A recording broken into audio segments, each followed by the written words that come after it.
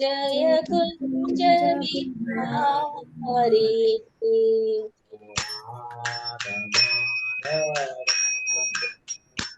जय कुंज बिहारी जय राधा माधव जय कुंज बिहारी जय गोपी जन वल्लभा जय गिरिवरधारी जय गोपी जन वल्लभा जय गिरिवरधारी गोपी जन वल्लभा जय गिरिवरधारी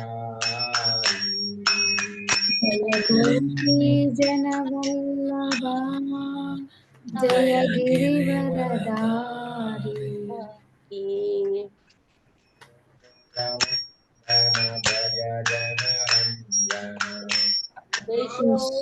यशोदनन्दन व्रज जनरञ्जन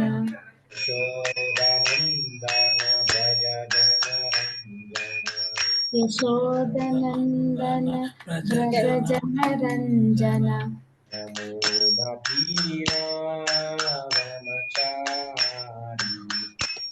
यमुना तीरा वनदारी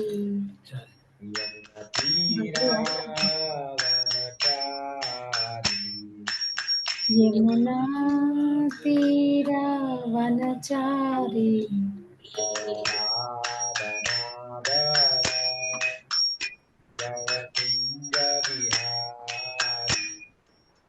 जय राधा माधव जय कुंज बिहारी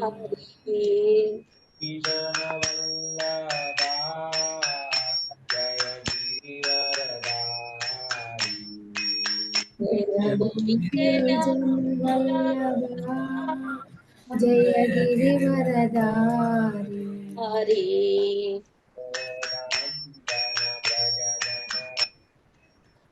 यशोदनन्दन व्रज जनरञ्जन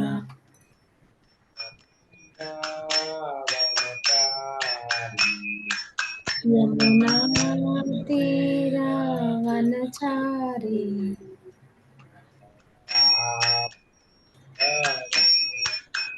जय कुंज बिहारी जय राधा जय Kunj Bihari Hare Krishna, Krishna Krishna, Hare Hare, Hare Rama, Rama Rama, Hare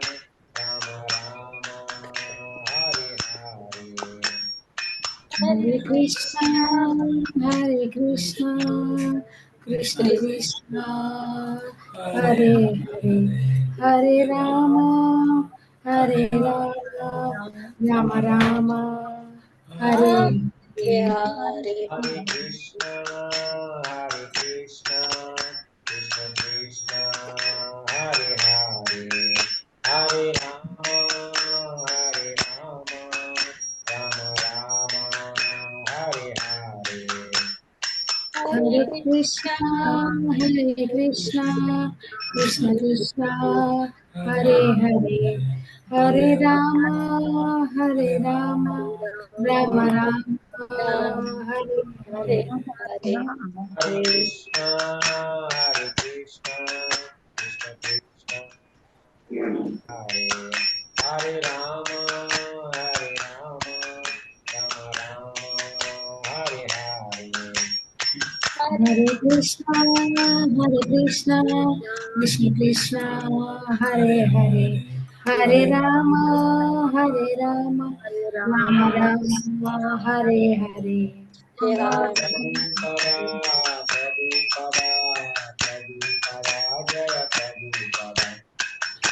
Prabhupada, Jaya Prabhupada. Jai Prabhupada, Jai Prabhupada, Jai Prabhupada. Hare Prabhu. Gurudeva, Gurudeva, Gurudeva, Jaya Gurudeva. జయ గురుదేవా గురుదేవా గురుదేవా జయ గురుదేవా. हरि बोल हरि बोल हरि बोल निताय गौर हरि बोल नित्य गौर हरि बोल हरि बोल हरि बोल हरि जय हरि निताय गौर हरि बोल हरि बोल हरि बोल निताय गौर हरि बोल नित्य गौर हरि बोल हरि बोल हरि जय हरि बोल हरि बोल. नाम संकीर्तन यज्ञ की जय श्रील प्रभुपाद की जय श्रील गुरुदेव की जय. जय.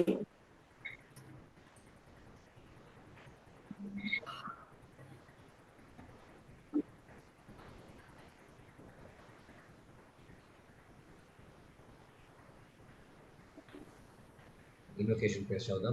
ओम नमो भगवते वासुदेवाय. ओम भगवते वासुदेवाय. ओम नमो भगवते वासुदेवाय. ओम नमो भगवते वासुदेवाय. ओम नमो भगवते वासुदेवाय. ओम भगवते वासुदेवाय. ओम ज्ञानतिमिरान्धस्य ज्ञानाञ्जनशलाकया चक्षुरुन्मिलितं येन तस्मै श्रीगुरवे नमः. ओम अज्ञानतिमिरान्धस्य चक्षुरुन्मिलितं तस्मै श्रीगुरवे नमः. श्रीचैतन्यमनोभीष्टं स्थापितं येन भूतले स्वयं रूप कदा मह्यं ददाति स्वपदान्कितम्. श्रीचैतन्यमनोभीष्टं स्थापितं येन भूतले स्वयं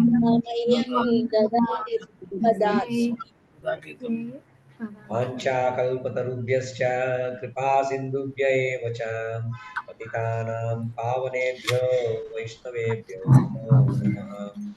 वाञ्छाकल्पतरुभ्यश्च कृपा सिन्धुभ्य एव च पतितानां पावनेभ्यो वैष्णवेभ्यो नमो नमः.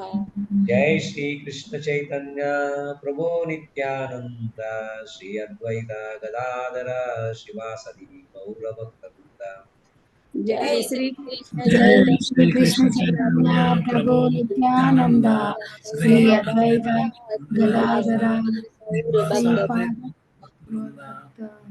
हरे कृष्णा कृष्णा कृष्णा हरे हरे हरे राम राम राम हरे हरे. हरे हरे कृष्ण कृष्ण कृष्ण कृष्ण हरे हरे हरे हरे राम राम हरे हरे. मूकं करोति वाचालं पंगुं लंघायते गिरिं यत्कृपातमहं वन्दे श्रीगुरुदीनतारिणाम्. मूकं करोति वाचालं कौलं लंघयति गिरिं कृपातम् अहं वन्दे श्रीगुरुं दीनतारिणाम्. श्री गुरु. हरे कृष्ण. हरे कृष्ण. ఈ లైన్ కనబడతలేదు. So last week last class లో ఏం చేస్తున్నాం రీక్యాప్ చేసుకున్నాము. ఎవరు స్టార్ట్ చేస్తారు? సంధ్యారాణి మాత్రం స్టార్ట్ చేస్తారా? చేస్తారు. చెప్పండి.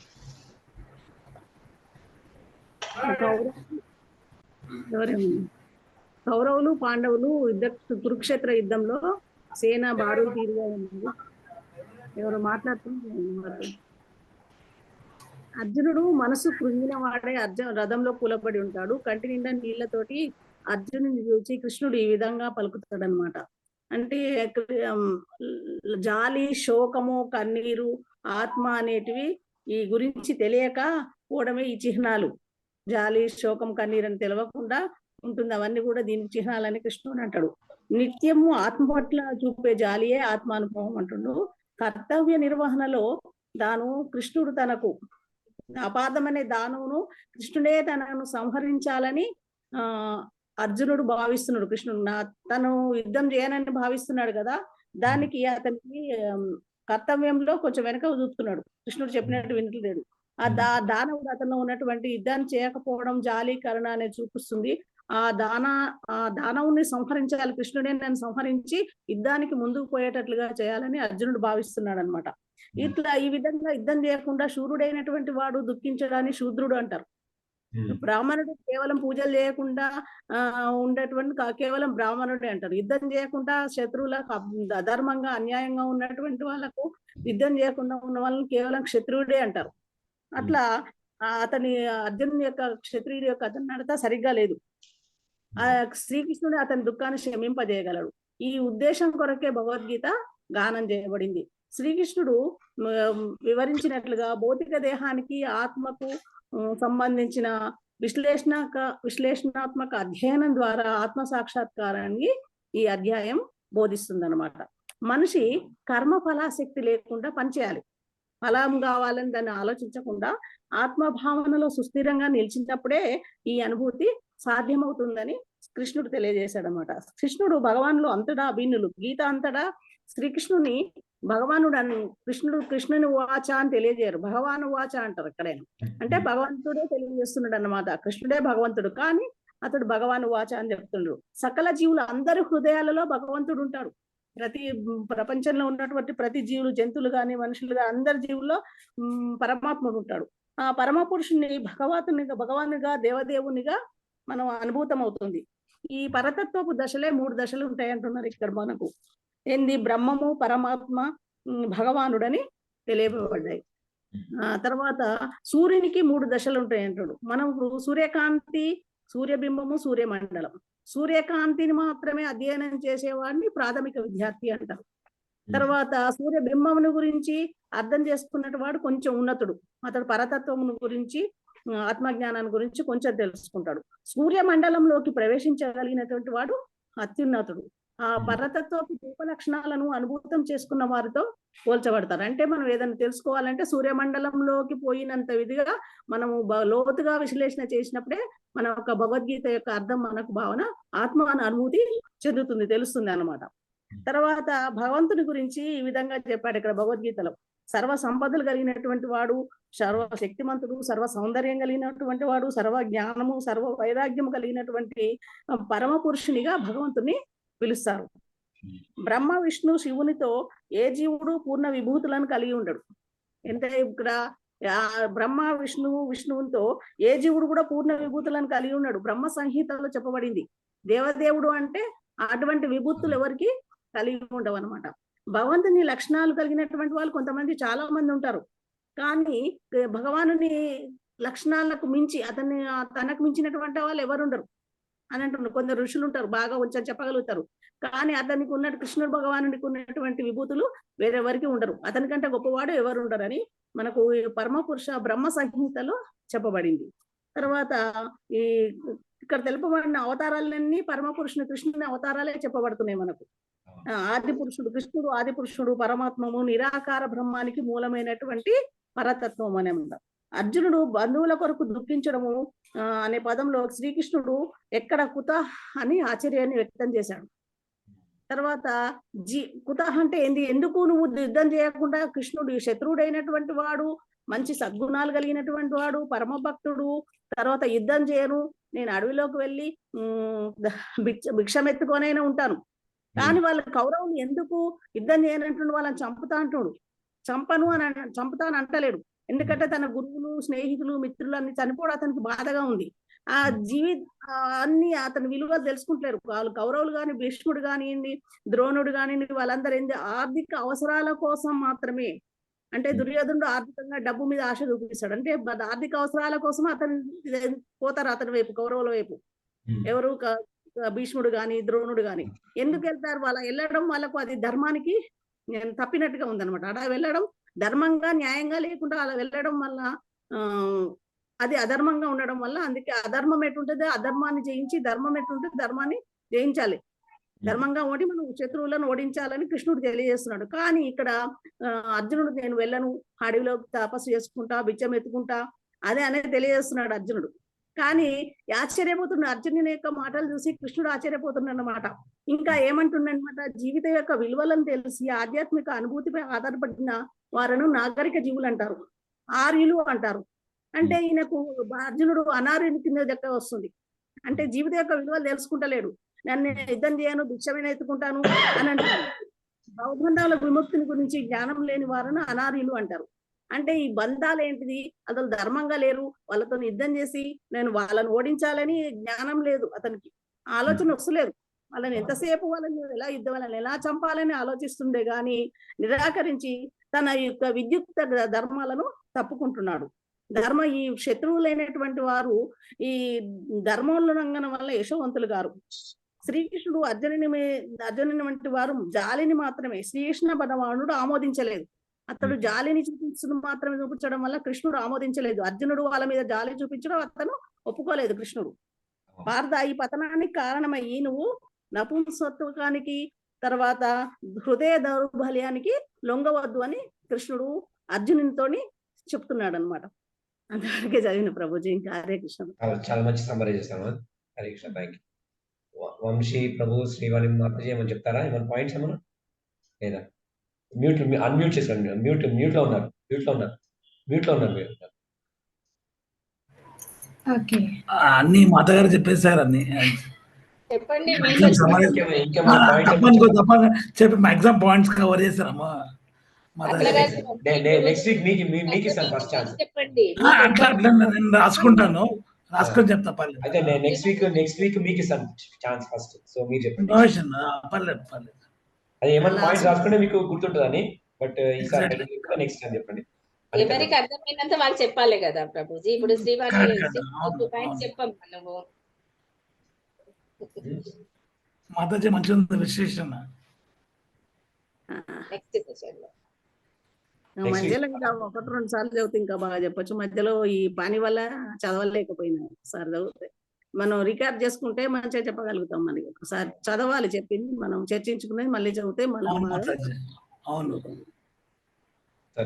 సరే నెక్స్ట్ వీక్ మీరు చెప్పండి ఫస్ట్. ఎంత అర్థమైందో మనం అంత చెప్పగలుగుతాం. పాయింట్స్ అన్ని మనం ఇట్లా చదవాల్సిన అవసరం లేదు.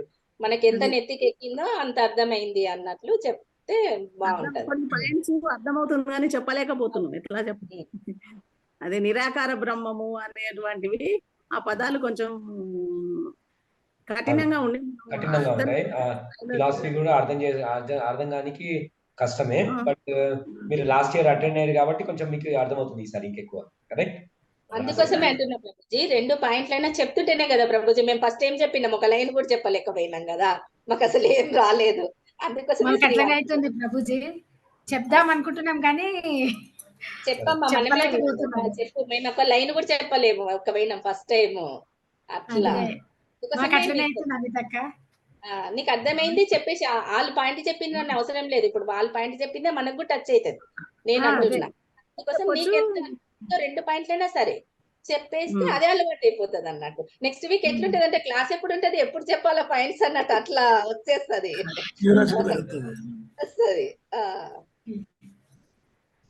ప్రభుజీ అందరికి 2 పాయింట్స్ అంటాడు, కాకపోతే మేము మస్తు చెప్తాము అట్లా. మాకు అర్థమైంది. మాకు ఇప్పుడే స్టార్టింగ్ కదా, కొంచెం మీకు అలవాటు అవుతుంటే చెప్తాను నేను కూడా.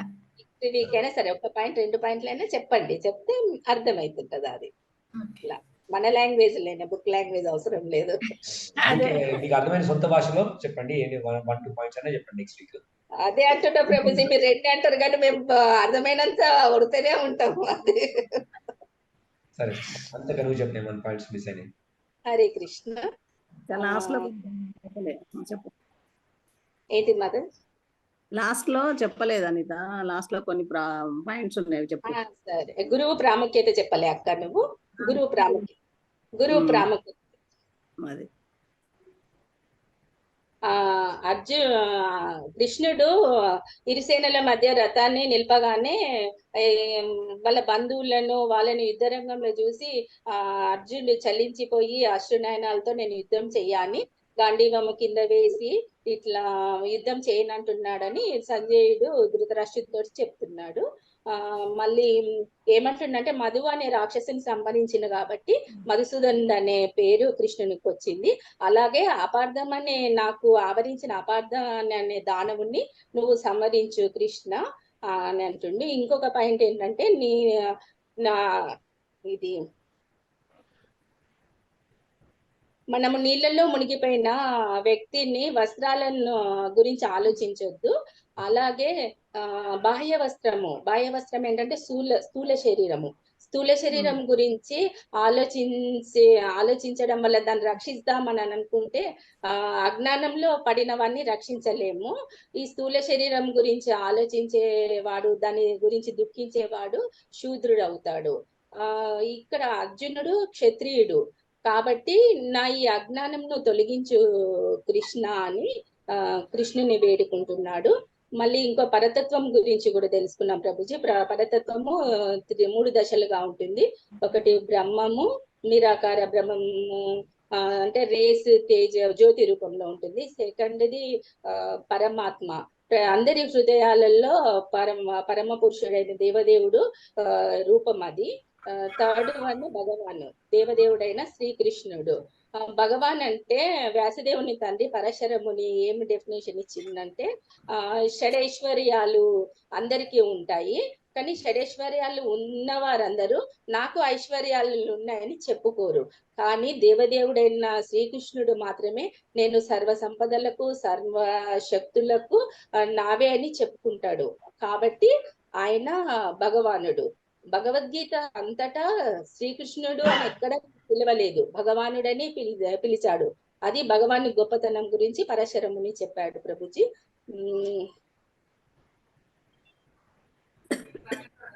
ఇంకొకటి ఆర్యుల గురించి చెప్పారు మాతాజీ. ఆర్యపుత్రుడు అంటే ఆధ్యాత్మిక అనుభూతులు తెలిసిన వాళ్ళు, జీవిత విలువలు తెలిసిన వాళ్ళని ఆర్యులు అంటారు. ఆర్యునిగా ఉండి కూడా అర్జునుడు ఇట్లా తన బంధువులను చంపను, నేను పెద్దవాళ్ళైన ద్రోణుడు, భీష్మాచార్యులు ఇంకా పెద్దవాళ్ళతోటి నేను ఎట్లా యుద్ధం చేస్తా కృష్ణ, నువ్వు కూడా నీ గురువు సాందీపునితోటి, మీ తాత ఉగ్రసేనునితోటి ఇలాగే ప్రవర్తిస్తావా? నేను చెయ్యను అని అంటాడు. అప్పుడు వాళ్ళను చంపి నేను జీవించే జీవితం రక్త కళింకతం అవుతుంది, అందుకోసమే నేను యుద్ధం చెయ్య అంటాడు. అప్పుడు కృష్ణుడు ఏమంటాడు, నేను భిక్షమెత్తైనా జీవిస్తా గానీ నేను మాత్రము చెయ్యను అని అంటాడు. ఆ భిక్షమెత్తడం అనేది కూడా రాజవంశంలో పుట్టిన అర్జునుడు భిక్షమెత్తి జీవిస్తా అనేది ఆయన వైరాగ్యానికి ఇదొక సూచన ప్రభుజీ. అర్జునుడు ఇక్కడ జ్ఞానవంతుడు, మహామేధావి, జ్ఞానవంతుడు, మహాభక్తుడు కూడా కృష్ణునికి. భక్తి జ్ఞానము ఉంటేనే ముక్తి దొరుకుతుంది, ఇది లేని చోట ముక్తి అనేది లేదు అని తెలుసుకున్నాం ప్రభుజీ. ఇంకొకటి గురువు ఏమంటుండంటే, నేను అజ్ఞానం అనేది నాకు వచ్చింది కదా కృష్ణ, మన మధ్యన మిత్ర సంబంధం వద్దు, నేను శిష్యునిగా నన్ను శిష్యుడిని చేసుకో, నీకు శరణాగతుని అవుతున్నాను, నన్ను శిష్యునిగా చేసుకో. ఫ్రెండ్స్ మధ్యన ఏముంటే ఆర్గ్యుమెంట్స్ ఉంటాయి, మిత్రుల మధ్య గురు శిష్యుల మధ్య మాత్రం గంభీరమైన సంభాషణలు ఉంటాయి. అందుకోసమే నన్ను శిష్యునిగా చేసుకొని నాకు ఇప్పుడు ఒక పరిష్కారంలో నా సమస్యకి దీనికి నాకు పరిష్కారం ఇవ్వు అని అడుగుతున్నాడు. ఇంకొకటి ప్రభుజీ, ఒక స్పర్శ రోగము అని ఒక వర్డ్ వచ్చింది ఇలా. స్పర్శ రోగము అని అంటే ప్రతి మనిషి ఏమనుకుంటాడంటే నా భార్య, నా పిల్లలు, నా కుటుంబము అనేసి ఇట్లా ప్రేమతోటి వాళ్ళ కోసమే ధనాన్ని సంపాదించడం ఇదంతా చేస్తుంటాడు. మళ్ళీ ఏమనుకుంటాడంటే నేను నా భార్య, పిల్లలను, నా కుటుంబాన్ని అంతని నేను మరణం నుంచి నేను రక్షిస్తా అనుకుంటాడు. మళ్ళీ నన్ను కూడా, నా కుటుంబము వీళ్ళందరూ నన్ను రక్షిస్తారు మరణం నుండి అనుకుంటాడు. వీళ్ళను కృపణులు అంటారు ప్రభుజీ. అయితే ఇదే అర్జునికి ఈ సిచ్యువేషన్ వచ్చింది. బంధువులు ఉన్నారు కదా, బంధువుల మీద ప్రేమతోటి ఒక లోబిలాగా ఆలోచన చేసింది. వీళ్ళ లోబి అంటారు కృపణులని. అట్లా వచ్చింది కాబట్టి నన్ను ఈ లోభ వ్యామోహం నుండి నన్ను రక్షించు కృష్ణ, నేను నీకు మొత్తం శరణాగతుడినైనా కాబట్టి నేను గురు శిష్య అందుకోసమే భగవద్గీతలో శ్రీకృష్ణుడు తొలి గురువు అయినాడు, గీత ఈయన అర్జునుడేమో తొలి శిష్యుడు అయినాడు ప్రభుజీ. ఇదే ప్రభుజీ. గీత ఒకటి ఏంటంటే, భగవద్గీత ఈ యుగంలో అర్జునుడు చెప్పిండు, కానీ కృష్ణుడు తావ చెప్తాడు, నేను సూర్య భగవాన్ కూడా చెప్పినాను భగవద్గీత అని. సో కృష్ణుడు సూర్యుని కూడా చెప్పిండు. సో మళ్ళీ పరంపర, ఎందుకంటే ఒక బ్రేక్ అయింది కాబట్టి మళ్ళీ నేను రీస్టార్ట్ చేస్తున్నాను పరంపర అని. సో మంచి చెప్పిన అంటారు పాయింట్స్. ఈ భగవద్గీత కూడా ఇరు సేనల మధ్య బాహటంగా జరిగింది. ఇది ఒక వ్యక్తికి, ఒక జాతికి, ఒక మతానికి దేనికి సంబంధించింది కాదు. ఇది అందరూ, ఒక శత్రువులు మిత్రులు అందరూ నేర్చుకోవాల్సిందే అని కూడా కంక్లూజన్ ఇచ్చిండ్రు. మళ్ళీ లాస్ట్ పాయింట్ ఏం చెప్తుందంటే, ధృతరాష్ట్రుడు ఆనందపడ్డాడు. అమ్మో ఇక గాంధీవ మొదలేసిండు, అర్జునుడు ఇక ఈ బిచ్చం ఎత్తుకోవడానికి వెళ్తున్నాడు, ఇంకా మాదే ఇది అనేసి ఆయన ఆనందపడంగానే ఏమని చెప్తుండంటే సంజయుడు ఇక్కడ, ఆయన మిథ్యాశోకం వల్ల కొద్దిసేపు యుద్ధం చెయ్యాలని అన్నాడు శోకంతో. కాకపోతే శ్రీకృష్ణునికి శరణాగతుడై గురువుగా చేసుకున్నాడు. ఆయన చెప్పడం వల్ల మొత్తం కృష్ణ భక్తి భావనలో మిథ్యాశోకంను వదిలేసి తొందరగానే ఆయన యుద్ధం చేస్తాడు అనేసి ఆయన ఆనందాన్ని భగ్నం చేసేస్తాడు ప్రభుజీ. సమర్థుడు యుద్ధం చేయగలుగుతాడని. అతడు కృష్ణుడు అర్జునుని శిష్యునిగా స్వీకరించి బోధిస్తుంటాడు అన్న. అదే, ఎందుకంటే ఫ్రెండ్లీ టాక్ తోటి నడవదు అనమాట, ఫ్రెండ్లీ డిస్కషన్స్ తోటి అర్జునుడికి అన్ని వ్యాలిడ్ పాయింట్స్ చెప్తాడు. అర్జునుడు అన్ని వ్యాలిడ్ పాయింట్స్. సామాజికంగా చూస్తే అర్జునుడు మంచి చెప్పాడు, యుద్ధం చేయదని, ఇంకా పౌరులందరూ మంచి చూసుకోవాలి, ఫ్యామిలీ మెంబర్స్ అనుకున్నాడు. కానీ కాకపోతే ఎక్కడ రాంగ్ అని కృష్ణుడు ఇప్పుడు, ఎందుకంటే ఆయన మరి అన్ని కరెక్ట్ చెప్పినప్పుడు మరి ఆయన సంతోషం ఉండదు కదా, ఆయన సంతోషం ఉండలేకపోతున్నాడు. అంటే కృష్ణుని గురువు లాగా యాక్సెప్ట్ చేసిండు. అప్పుడు గురువు లాగా కృష్ణుడు ఇమీడియట్ గా చేస్టైజ్ చేస్తాడు. అంటే చేస్టైజ్ చేసి, నువ్వు నువ్వు పండితు లాగా మాట్లాడుతున్నావు కానీ నువ్వు పండితుడు కాదు అని, ఎందుకని ఇప్పుడు నెక్స్ట్ స్టార్ట్. చాలా మంచిగా అర్థం చేసుకుంటారు ప్రభుపాద పర్పస్ అని చక్క and Satyananda. Thank you very much. Vijaya Mataji ఎవరు జాయిన్ అయ్యారు? ప్రభుజీ, భగవంతుడు మనము ఏ రూపంలో కోరుతామో ఆ రూపంలోనే మన అనుగ్రహిస్తాడంట ప్రభుజీ. లైక్ మిత్రుడు, మళ్ళీ మన ప్రియుడు, ఇట్లా భక్తుడు, ఏ రూపం మనం అంటే పుత్రుడు, ఏ రూపంలో అంటే ఆ రూపంలోనే అనుగ్రహిస్తాడు. కాకపోతే ఇక్కడ గురువుగా అంగీకరిస్తే మాత్రము, మనము శరణాగతం చెందితే, శిష్యుడిగా చేరితే మాత్రం ఇదే బెస్ట్ ఏమో అని అనిపిస్తుంది ప్రభుజీ నాకైతే చదవడం వల్ల. యా, అంటే 5 జనరల్ గా 5 రసాలు ఉన్నాయి. అంటే మేజర్ గా 5 రసాలు ఏంటంటే, ఒక శాంత రస, ఇంకోటేమో దాస్య రస, ఇంకోటి ఇంకనేమో మాధుర్య రస, ఇంకనేమో అట్లా 5 ఉన్నాయి అనమాట. సో ఇవన్నిట్లో ఇంకా ఒకటి ఏంటంటే ఇంగ్లీష్ చెప్పాలంటే లైక్ న్యూట్రల్, ఇంకోటేమో సర్వీటర్షిప్, ఇంకోటేమో ఫ్రెండ్షిప్, ఇంకోటేమో పేరెంటల్, ఇంకోటేమో కాంజుగల్ లవర్. సో ఇలా 5 మేజర్ మన రిలేషన్షిప్స్ ఉంటాయి కృష్ణుడికి. ప్రతి జీవుడికి ఆ రిలేషన్షిప్ ఉంది. సో ఇవన్నిట్లో కామన్ ఏంటంటే, అవి మనకి ఇప్పుడే మన ఈ బాడీలీ కాన్షియస్నెస్ లో మనకి ఏ రిలేషన్షిప్ ఉంది కృష్ణుడితో మనకు తెలియదు. ఇప్పుడే మనము అడ్వాన్స్ అయినాక మనకి అప్పుడు కృష్ణుడితో ఏ రిలేషన్షిప్ ఉందని మనకు అర్థమవుతుంది. ఐదర్ లైక్ ఫ్రెండ్షిప్ రిలేషన్షిప్ ఉందా, లైక్ మనకి సర్వెంట్ రిలేషన్షిప్ ఉందా, ఇంకోటేమో పేరెంట్ రిలేషన్షిప్ ఉందా, ఇంకా లవర్ రిలేషన్షిప్ ఉందా, అవన్నీ మనకి అడ్వాన్స్ భక్తిలో ప్రోగ్రెస్ అయినప్పుడు తెలుస్తుంది. కాకపోతే అన్నిటికీ కామన్ ఏంటంటే servant relationship. So servant relation అన్ని రిలేషన్షిప్ లో సర్వెంట్ రిలేషన్షిప్ ఉంది, ఎందుకంటే మనం సర్వ్ చేస్తున్నాం కృష్ణుడికి. సో అందుకే ప్రభుపాద చెప్తాడు, మనము ఇప్పుడు ఇనిషియల్ స్టేజ్ లో మనము దాసుడి లాగా ఉండాలి కృష్ణుడికి. అప్పుడు then as you advance we will know what is our relationship అని చెప్తాడు అనమాట. సో అది మనకి ఇంపార్టెంట్, ఫస్ట్ దాస్య భావం పెట్టుకోవాలి. సో ఎవరు విజయ మాతాజీ జాయిన్ అయ్యారు. Thank you Mataji. ఎవరు తెలుసా విజయ మాతాజీ? ఎవరు కదా? హరే కృష్ణ మాత ప్రభుజీ, సుబ్బారావు ప్రభుజీ పంపించారండి link. Thank you Mataji, thank you. మీరు భగవద్గీత రెగ్యులర్ గా జాయిన్ అవుతారా? నేను గ్రూప్ లో యాడ్ చేస్తాను. ఈ టైమే ఉంటుందా ప్రభుజీ? జనరల్ గా ఇది సాటర్డే 8 to 10 మాతాజీ. సారీ 8 కదా, 8 to 10. Okay okay Prabhuji, join చేయండి. నంబర్ ఉంది కదా, సుబ్బారావు ప్రభు నంబర్ ఇచ్చారు కదా? నెంబర్ చూడలేదు ప్రభుజీ నేను. నాకు మీ నంబర్ ఇవ్వండి, అంటే గ్రూప్ లో యాడ్ చేస్తాను, ఎందుకంటే ఇన్వైట్ పంపించాలి కదా. మీ నంబర్ ఏంటి చెప్పండి మాతాజీ? 83 74 69 64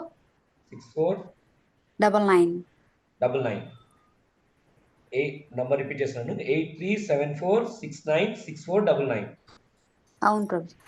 విజయ మాతాజీ కదా. సో మేము భగవద్గీత ఎవ్రీ సాటర్డే చదువుతుంటాం మాతాజీ. ఇది రీడింగ్ క్లబ్ ఒక్కొక్కరితోటి చదివిపిస్తుంటాను. సో మీరు ఇవి కంఫర్టబులా లేకపోతే నెక్స్ట్ వీక్ చదువుతారా? భగవద్గీత శ్లోకాలు చదవడం అండి ప్రభుజీ. ఇప్పుడు మీరు చూడండి ఇట్లా ఇప్పుడు నేను ఒక్కొక్కరితో చదివిస్తున్నాను. అది చూసి మీరు రెడీ అయితే మీరు కూడా చదవండి. ఇప్పుడు ఇక్కడ నా స్క్రీన్ లో కనబడేది లెఫ్ట్ నుంచి right side clock wise. So ఇప్పుడు నాకు శ్రీవాణి మాతాజీ అండ్ వంశీ కనబడుతున్నారు. సో వాళ్ళ నుంచి ఫస్ట్ నేను చదివిస్తాను. నేను స్లోగా చదువుతాను, తర్వాత వాళ్ళు రిపీట్ చేస్తారు, తర్వాత పర్పస్ కూడా వాళ్ళు చదువుతారు. ఓకే, ఎందుకంటే మనం సొంతంగా చదివితే అప్పుడు మనకి నాలెడ్జ్ మనకి ఇంబైబ్ అంటే మనకు గుర్తుంటుంది. మనకి లేదు నేనే ఒకరిని చెప్పిన అనుకో, అప్పుడు మీకు ఈ చెవు నుంచి వింటారు, ఈ చెవు నుంచి వదిలేస్తారు. అందుకే అందరితోటి రీడింగ్ క్లబ్ లాగా అంటే సుబ్బారావు ప్రభు కూడా అట్లే చేపిస్తారు. రీడింగ్ అది నేను ఏమైనా క్వశ్చన్స్ ఉంటే నేను ఆన్సర్ చేయడానికి ట్రై చేస్తాను. ఓకే ప్రభుజీ. అంటే తెలుగే కదా మొత్తం? ఎవరెవరు ఇప్పుడు అంటే ఇంగ్లీష్ అన్ని మిక్స్ చేస్తున్నాం, ఎందుకంటే ఎవరు ఏ కంఫర్టబుల్ ఉంటే అది చదవచ్చు. ఇప్పుడు చాలా మంది తెలుగు చదువుతారు, మేబీ అనితక్క ఇంగ్లీష్ చదువుతుంది, ఎందుకంటే లాస్ట్ వీక్ తెలుగులో చదివింది. సో అట్లా, ఎందుకంటే భగవద్గీత నేను ఇంగ్లీష్ స్క్రీన్ మీద పెడతాను. మీరు భగవద్గీత చూడాలంటే తెలుగు బుక్ ఉంటే మీరు తెలుగులో చదవచ్చు. కానీ మీకు వీడియో ఆన్ చేసుకొని ఉంటే బెటర్, కాదంటే పర్వాలేదు మీట్ అని వచ్చినప్పుడు. ఓకే పరీక్ష. సో ఇప్పుడు మనము వర్డ్స్ లెక్క నేను స్క్రీన్ షేర్ చేస్తున్నాను. సో నా లెఫ్ట్ సైడ్ వంశీ శ్రీవాణి మాతాజీ గారు చెప్తున్నారు. సో శ్రీవాణి మాతాజీ చదువుతారా?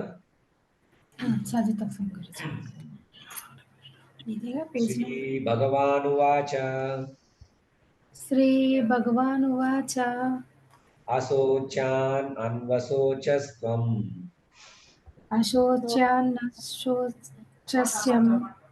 ప్రజ్ఞావాదాంశ భాషసే గతాసూన గతాసూంశ్చ నాను శోచంతి పండితాః. శ్రీ భగవాన్ ఉవాచ అశోచ్యనన్యశోచస్యం ప్రజ్ఞావాదాంశ భాషసే గతాసునాగతాసుశంచ నానో శోచంతి పండితాః. దేవాది దేవుడైన శ్రీకృష్ణ భగవానుడు పలికెను, ప్రజ్ఞను గూడిన పలుకులను పలుకుచునే నీవు దుఃఖింప దగనిది విషయమును గురించి దుఃఖించుచున్నావు. జీవించి ఉన్న వారిని గురించి గాని మరణించిన వారిని గురించి గాని పండితులైన వారు శోకింపరు. భాష్యం. భగవానుడు వెంటనే గురు స్థానమును స్వీకరించి శిష్యుని పరోక్షముగా మూర్ఖుడని పిలుచుచు గట్టిగా మందలించెను. భగవానుడిట్లు పలికెను, నీవు పండితుని వలె భాషిస్తున్నావు, కానీ నిజముగా పండితుడైన వాడు అనగా దేహమును మరియు ఆత్మను గురించి ఎరిగిన వాడు దేహము యొక్క ఏ స్థితిని గురించి జీవించి ఉన్న స్థితి యందు గాని మృతి స్థితి యందు గాని శోకింపబడని నీవెరుగవు. తదుపరి అధ్యాయములందు వివరింపబడినట్లుగా భౌతిక పదార్థము, ఆధ్యాత్మిక పదార్థము మరియు ఆ రెండిటిని నియంత్రించు వానిని గురించి ఎరుగటమే జ్ఞానము. అర్జునుడు రాజకీయములు లేదా సాంఘిక ఆచార విషయముల కంటేనే మత ధర్మ నియములకే అధిక ప్రాధాన్యమివ్వవలెను వాదించెను. కానీ భౌతిక పదార్థము, ఆత్మ, భగవాను గురించి జ్ఞానము మత ధార్మిక నియముల కంటెను మరింత ప్రధానమైనది అతడెరుగుకుండెను. అట్టి జ్ఞానము లోపించుట చేత అతడు తనను తాను గొప్ప ప్రజ్ఞానవంతునిగా ప్రదర్శించుకుంటూ భాషించి ఉండకూడదు. అతడు సహజముగా గొప్ప పండితుడు కాకపోవుటచే అతడు విచారింపదగని విషయమును గురించి విచారించుచుండెను. దేహము ఒకప్పుడు పుట్టుకొను, అది నేడు గాని రేపు గాని నశింపక తప్పదు. కనుకనే దేహము ఆత్మ వలె ముఖ్యమైనది కాదు. ఇది ఎరిగిన వాడే నిజమైన పండితుడు. అట్టి వానికి భౌతిక దేహం ఏ స్థితి ఉందన్న దుఃఖము కారణము కాజాలదు. హరే కృష్ణ. సో ఇక్కడ ఏమన్నారు, the supreme personality of Godhead said, while speaking learned words, you are mourning for what is not worthy of grief. Those who are wise lament neither for the living nor the dead. So ఇందాక ఇప్పుడు అర్జునుడు అన్ని arguments పెట్టిండే కృష్ణుడు. So ఇప్పుడు ఒకసారి అర్జునుడు తన శిష్యుడు లాగా పొజిషన్ యాక్సెప్ట్ చేసినప్పుడు కృష్ణుడు ఫస్ట్ చేస్తాడు అనమాట. ఫస్ట్ ఏమంటాడు, నువ్వు పెద్ద లైక్ తెలివి గల వాడు లాగా మాట్లాడుతున్నావు, కానీ నువ్వు మాట్లాడేది సరిగ్గా కాదు, ఎందుకు కాదు అని ఇప్పుడు నెక్స్ట్ శ్లోకాస్ లో కృష్ణుడు చెప్తాడు అనమాట. సో ఎందుకంటే దోస్ ఆర్ వైజ్ అంటే తెలివి ఉన్న వాళ్ళు బతుకున్న వాళ్ళ కోసం కానీ మరణించే వాళ్ళ కోసం కానీ వాళ్ళు దుఃఖించరు అని కృష్ణుడికి చెప్తారు. నెక్స్ట్ వంశీ ప్రభు చదువుతావా?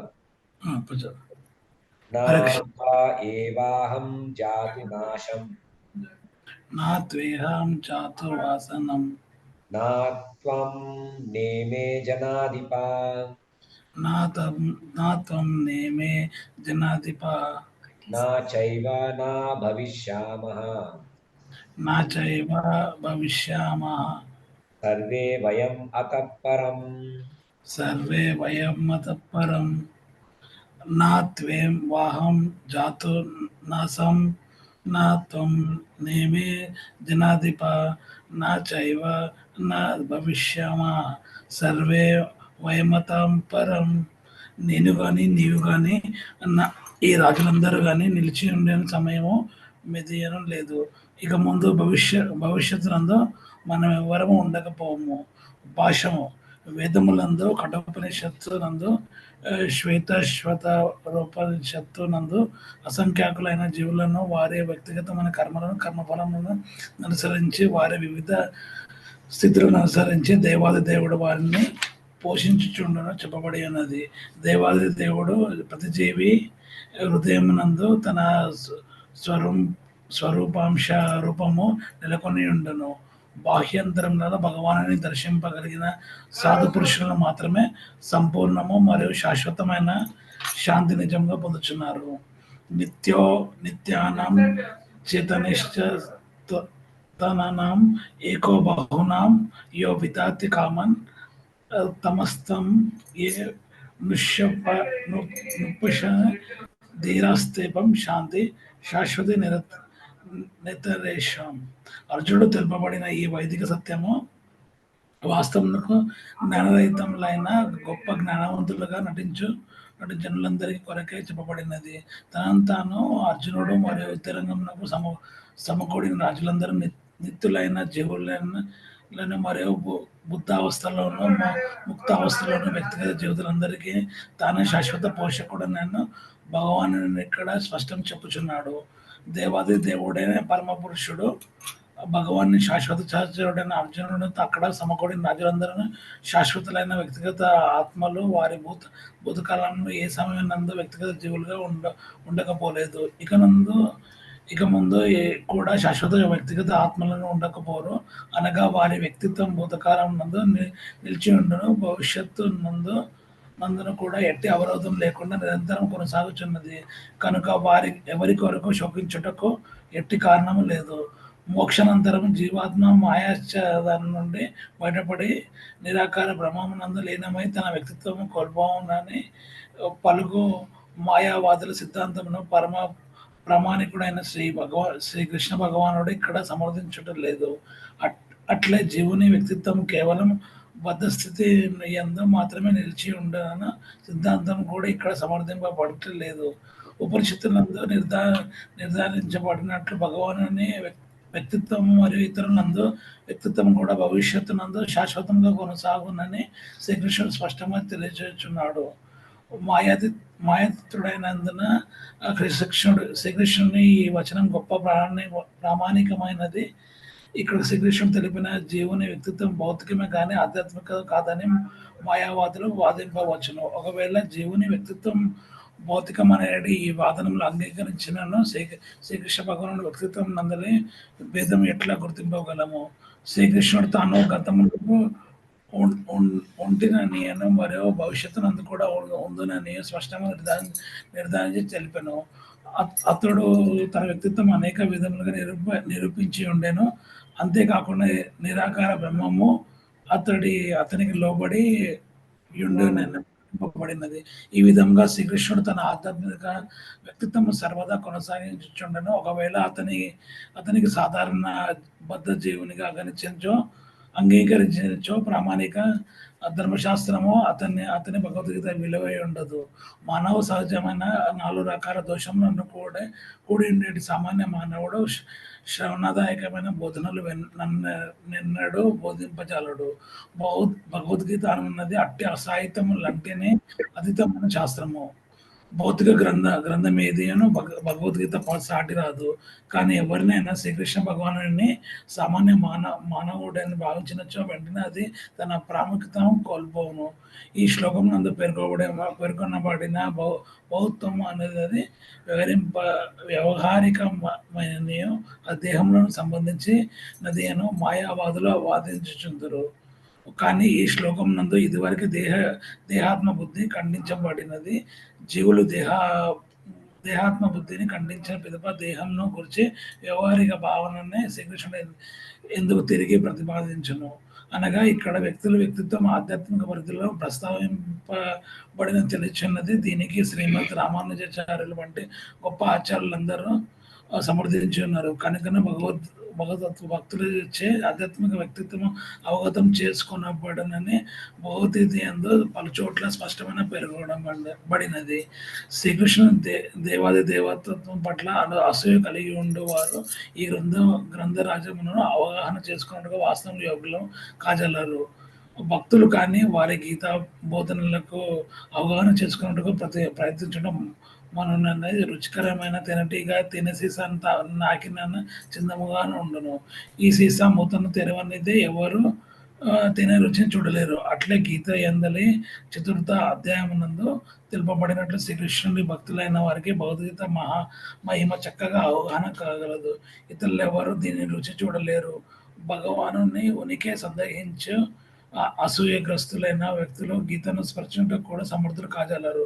కనుకనే గీత యొక్క మాయావాద భాష్యము సంపూర్ణ సత్యమునకు తప్పుదారి పట్టించుటకు ఎగును. శ్రీ చైతన్య మహాప్రభు మాయావాద భాష్యమును పఠింపరాదనియు అట్టి మాయావాది తత్వము అంగీకరించేవాడు నిజమైన గీతారహస్యమును అవగతం చేసుకునే శక్తినంతటి కోల్పోవునని హెచ్చరించింది. వ్యక్తిత్వం అనేది అశాశ్వతమైన భౌతిక జగత్తును సంబంధించిన భగవానుడు గీతను బోధింపని అవసరం లేదు. అనగా జీవుని మరియు భగవాని వ్యక్తిత్వం నిత్య సత్యము పైన పేర్కొనబడినట్లు ఈ విషయం వేదము చేతన సమర్థింపబడినది. హరే కృష్ణ. సో వంశీ ఒక సజెషన్ ఏంటంటే నెక్స్ట్ నేను కలిసినప్పుడైనా ఇది భగవద్గీత మీరు చదివేది అది ఓల్డ్ ఎడిషన్, ఇంకోటి సరళ భాష అని ఇంకోటి ఉంది, అది నీకు ఇస్తాను. అంటే రేపు కలివనికి వస్తే ఫ్రీగానే ఇస్తాను. అంటే అందరూ అదే ఫాలో అవుతున్నారు ఇప్పుడు, ఎందుకంటే ఆ ఎడిషన్ పాతది కొంచెము సరళ భాషను చేసిన సరళ భాష అందరి దగ్గర సరళ భాషలో ఉంది. సో సేమ్ వర్డ్స్ నువ్వు చదివేది దీంట్లో లేదన్నమాట, అంటే సెంటెన్సెస్ డిఫరెంట్ ఉన్నాయి. అది నెక్స్ట్ కలిసినప్పుడు నేను ఇస్తాను. లేదంటే రేపు నన్ను కలవకపోయినా గుడికి వెళ్ళినప్పుడైనా ఇది ఒకటి తీసుకో, సరళ భాష భగవద్గీత సరళ భాష ఉంది, అది ఒకటి తీసుకో. 300 రూపీస్ ఏమి ఉంటుంది. బట్ అది చదివితే అందరం ఫాలో అవుతాం, సేమ్ అందరం ఒకటే. బేసిక్గా హరే కృష్ణ. సో బేసిక్గా ఇక్కడ ఏం చెప్తున్నాడు కృష్ణుడు ఇక్కడ, so never was there a time when I did not exist, nor you nor all these kings nor in future shall any of us cease to be. So ఇక్కడ కృష్ణుడు క్లియర్ చెప్తున్నాడు, అంటే ఇప్పుడు నువ్వు చనిపోతావు అనుకుంటున్నావు కదా వీళ్ళందరూ యుద్ధంలో, కానీ టైం ఎప్పుడు వీళ్ళు చనిపోరు.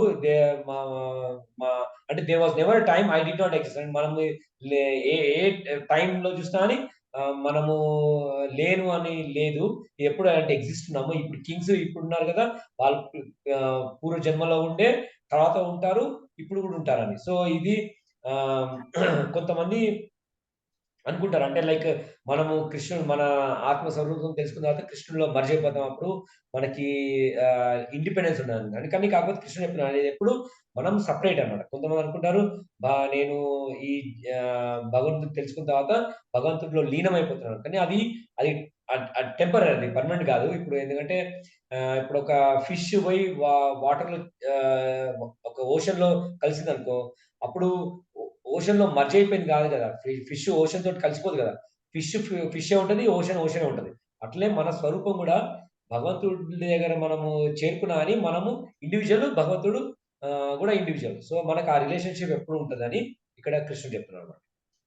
అది చాలా ఇంపార్టెంట్ పాయింట్. ఎందుకంటే చాలా మంది ఆ పాయింట్ మిస్ చేసి పీపుల్ మిస్గైడ్ కూడా చేస్తుంటారు. ఎందుకంటే మనం ఈ ఇప్పుడు నేను భగవాన్ని కాదు, నేను నా స్వరూపం తెలుసుకున్నా నేనే భగవంతుడిని అయిపోతాను అనుకుంటారు. అది మాయావాద ఫిలాసఫీ అంటారు. సో అది చాలా డేంజరస్ ఫిలాసఫీ. అందుకే చైతన్య మహాప్రభువు చెప్పిండు, మాయావాద భాష సునీలే సర్వనాశ హోయిలే అంటాడు. అంటే మనం అట్లాంటి వాళ్ళ దగ్గర నుంచి భగవద్గీత విన్నాం అనుకో, మనం భగవద్గీత అర్థం కాదు అక్కడ. అంటే ఇక్కడ స్పష్టంగా కృష్ణుడు చెప్పిండు, నువ్వు పూర్వ జన్మలో నువ్వు ఇండివిజువల్ ఉన్నావు, ఈ జన్మలో ఇండివిజువల్, ఫ్యూచర్ లో కూడా ఇండివిజువల్. సో మనం ఎప్పుడు ఒకటి కాము. సో అది అనమాట, ఇది ఇంపార్టెంట్ అది పాయింట్. అది అందుకే స్ట్రెస్ చేస్తున్నాను. సో నెక్స్ట్ అనిత చదువు.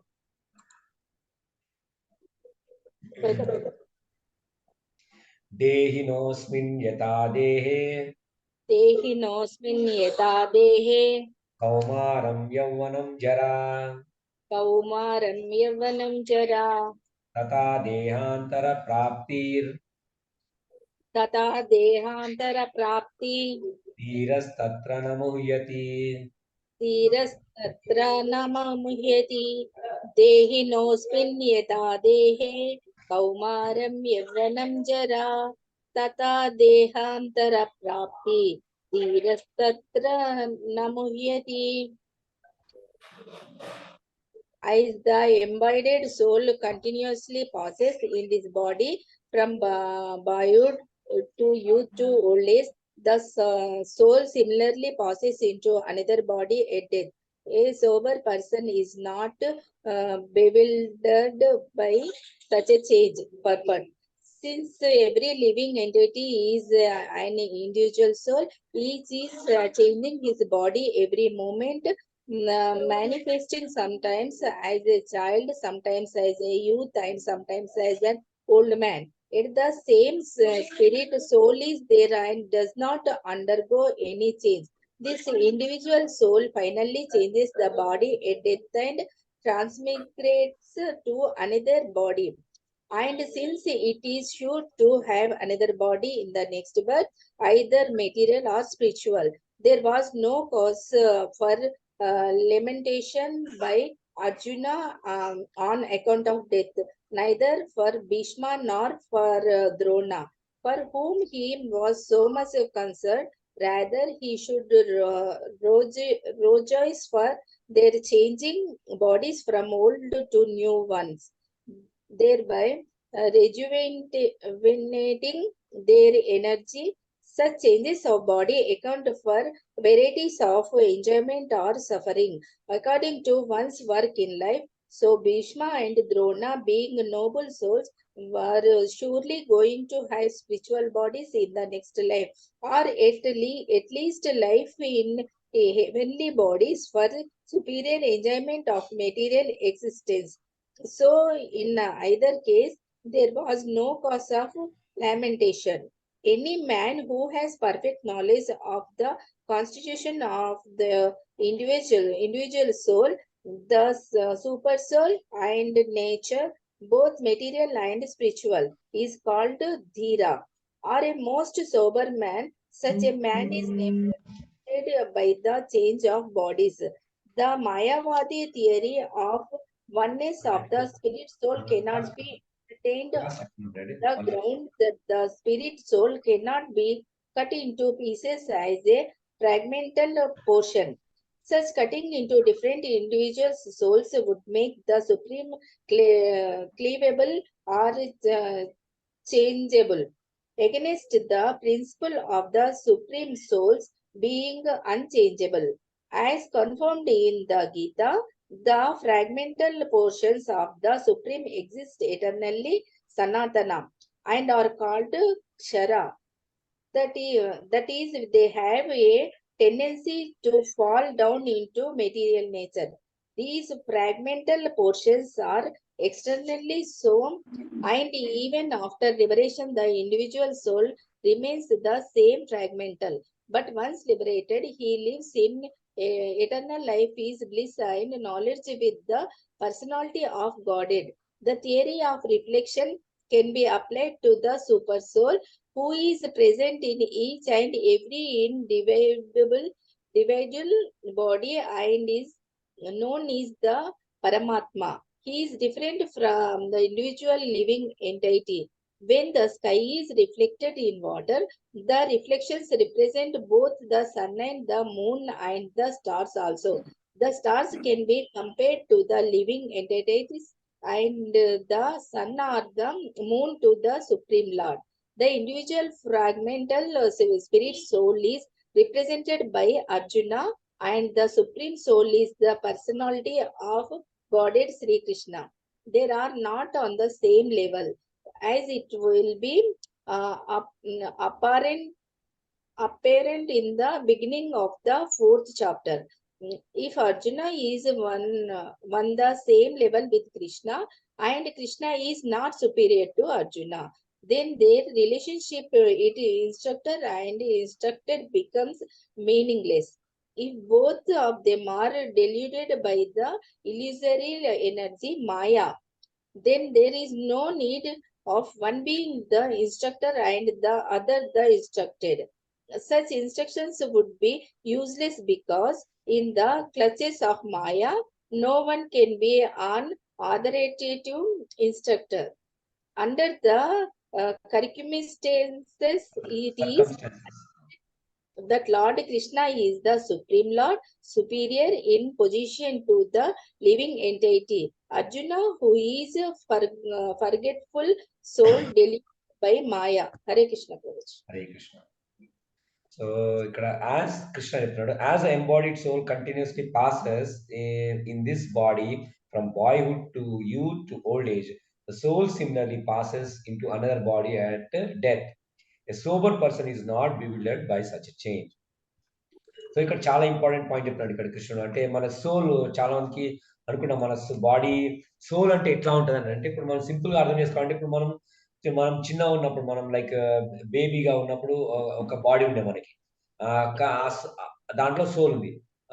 సో మళ్ళీ కొంచెం బాయ్హుడ్ అంటే మళ్ళీ కొంచెం పెరుగుతాం, లైక్ పిల్లవాడు పెద్ద అయిన తర్వాత సేమ్ సోల్ ఉంది. సో సోల్ సేమ్ కానీ బాడీ చేంజ్ అవుతుంది. సో ఎట్లా ఉంది అంటే లైక్ అది మనం సోల్ అనమాట, మనం బాడీ కాదు, అది సోల్. అట్లా మళ్ళీ ఇంకా యూత్ మ్యాన్హుడ్ అంటే మళ్ళీ పెద్ద అయిన తర్వాత యువకుడు లాగా అయిన తర్వాత ఆ సోల్ సేమ్ ఉంటుంది కానీ బాడీ చేంజ్ అవుతుంది. మళ్ళీ అట్లా ఓల్డ్ ఏజ్ లో వరకు కూడా సోల్ సేమ్ కానీ బాడీ చేంజ్ అవుతుంది. మళ్ళీ అట్లా డెత్ వచ్చిన తర్వాత సోల్ బాడీ నుంచి వెళ్ళిపోతుంది అనమాట. సో ఇది మనం సోల్ అండ్ బాడీకి డిఫరెన్స్ మనం తెలుసుకోవాలి. అప్పుడు మనకి ఇక్కడ ఫస్ట్ భగవద్గీతలో ఫస్ట్ కృష్ణుడు చెప్పే లెసన్ ఏంటంటే, నువ్వు బాడీ కాదు అర్జున, నువ్వు బాడీ కాదు, నీ బాడీ వేరే సోల్ వేరే అని చెప్తున్నాడు ఇక్కడ క్లియర్ గా. సో అట్లా మనము ఇది ఫస్ట్ అండర్స్టాండింగ్ అనమాట మనం భగవద్గీత ఇంకనేమో ఆత్మ సాక్షాత్కారం. సో ఇది మా నువ్వు వేరే నేను వేరే కానీ ఎప్పుడు ఉన్నాము. సో సో నువ్వు దాని గురించి బాధపడేది, ఎందుకంటే soul person is not bewildered by such change. అంటే మనము సో ఈ బాడీ వదిలేసి వేరే బాడీ పోతే అప్పుడు సోబర్ పర్సన్ దానికోసం చింతించడు. ఎందుకంటే ఇప్పుడు భీష్మ ద్రోణ కూడా వాళ్ళు ముసలు అయిపోయారు. సో వాళ్ళు చనిపోతే వాళ్ళకి ఇంకా వేరే బాడీ వస్తుందని నువ్వు వాళ్ళు సంతోషపడాలి ఇంకో రాదర్ గా, ఎందుకంటే వాళ్ళు ఈ ముసలు అయిపోయింది కాబట్టి. ఇవన్నీ కృష్ణుడు డిఫరెంట్ ఎక్స్ప్లెనేషన్ ఇస్తాడు. ఇది ఇప్పుడు ఈ లైక్ నెక్స్ట్ 20-30 శ్లోకాస్ ఓన్లీ మనకి ఆత్మ గురించి చెప్తుంటాడు అనమాట. ఆత్మ దాని క్యారెక్టరిస్టిక్స్ ఏంది, ఆత్మని మనం ఎట్లా తెలుసుకోవాలి అని మనం చూస్తున్నాం ఇక్కడ. ఓకేనా, నెక్స్ట్ విజయ మాతాజీ అర్థమవుతుంది కదా ఇట్లా అర్థమవుతుంది ప్రభుజీ. ఓకే, సో ఈ ప్యాటర్న్ ఉంటుంది, ఒక్కొక్కరి ఇలా శ్లోకాలు చదివి చెప్తారు. సో మీ దగ్గర భగవద్గీత ఉందా? ఉన్నది ప్రభుజీ. మరి ఈ వీక్ చదువుతారా, మరి నెక్స్ట్ వీక్ చదువుతారా? చదువుతాం ప్రభుజీ. చదువుతారా? ఓకే. సో నేను ఒక లైన్ చదివిన తర్వాత మీరు రిపీట్ చేయండి. ఓకే. మాత్రా స్పర్శాస్తు కౌంతేయ, మాత్రా స్పర్శాస్తు కౌంతేయ, శీతోష్ణ సుఖ దుఃఖదా, శీతోష్ణ సుఖ దుఃఖదాః, ఆగామపాయినో నిత్యాస్, ఆగామపాయినో నిత్యా, తాం స్థితిక్ష్వాస భారత, తాం స్థితిక్షస స్థాంస్తి తిష్ఠస్వ భారత. మళ్ళీ ఒకసారి మీరు మొత్తం శ్లోకం చదవండి. మాత్రా స్పర్శాస్తు కౌంతేయ శీతోష్ణ సుఖ దుఃఖదాః ఆగమాపాయినో నిత్య తాన్ తితిక్షస్వ భారత.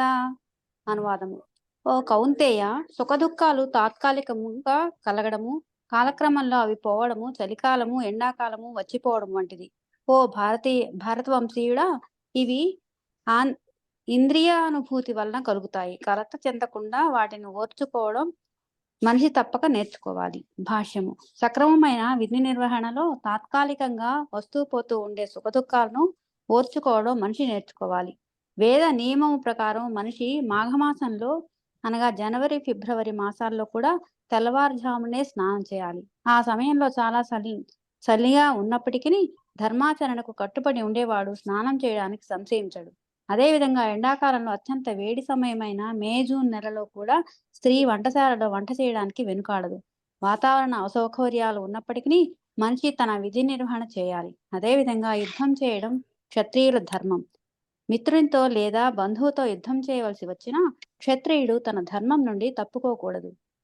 జ్ఞానస్థాయికి ఎదగడం కొరకు మనిషి ధర్మానికి సంబంధించిన విధి నియమాలను తప్పక పాటించాలి. ఎందుకంటే జ్ఞానము భక్తి ద్వారానే అతడు తనను మాయాబంధం నుండి ముక్తిని చేసుకోగలుగుతాడు. అర్జునుని 2 పేర్లతో సంబోధించడం కూడా ముఖ్యమైనది. కౌంతేయ అని సంబోధించడము అతని తల్లి వైపు రక్త సంబంధాన్ని, భారత అని సంబోధించడము అతని తండ్రి వైపు నుండి వచ్చిన గొప్పదనాన్ని సూచిస్తున్నది. 2 వైపుల నుండి అతడు గొప్ప వారసత్వం కలిగి ఉన్నాడు. గొప్ప వారసత్వము విధి నిర్వహణ విషయంలో బాధ్యతను తెచ్చిపెడుతుంది కనుక అతడు యుద్ధం మానకూడదు. హరే కృష్ణ. హరే కృష్ణ మాతాజీ, చాలా బాగా చదివారు. అంటే మీరు ఆల్రెడీ శ్లోకాలు చదివారా ఇంతకుముందు? చదివాం Prabhuji. Thank you Mataji. Second time కూడా complete అయిపోబోతోంది Prabhuji. Okay, thank you Mataji మీరు అసోసియేషన్ ఇచ్చినందుకు. Thank you. సో ఇక్కడ నేను జస్ట్ ఇంగ్లీష్ ట్రాన్స్లేషన్ చదువుతాను. సరే.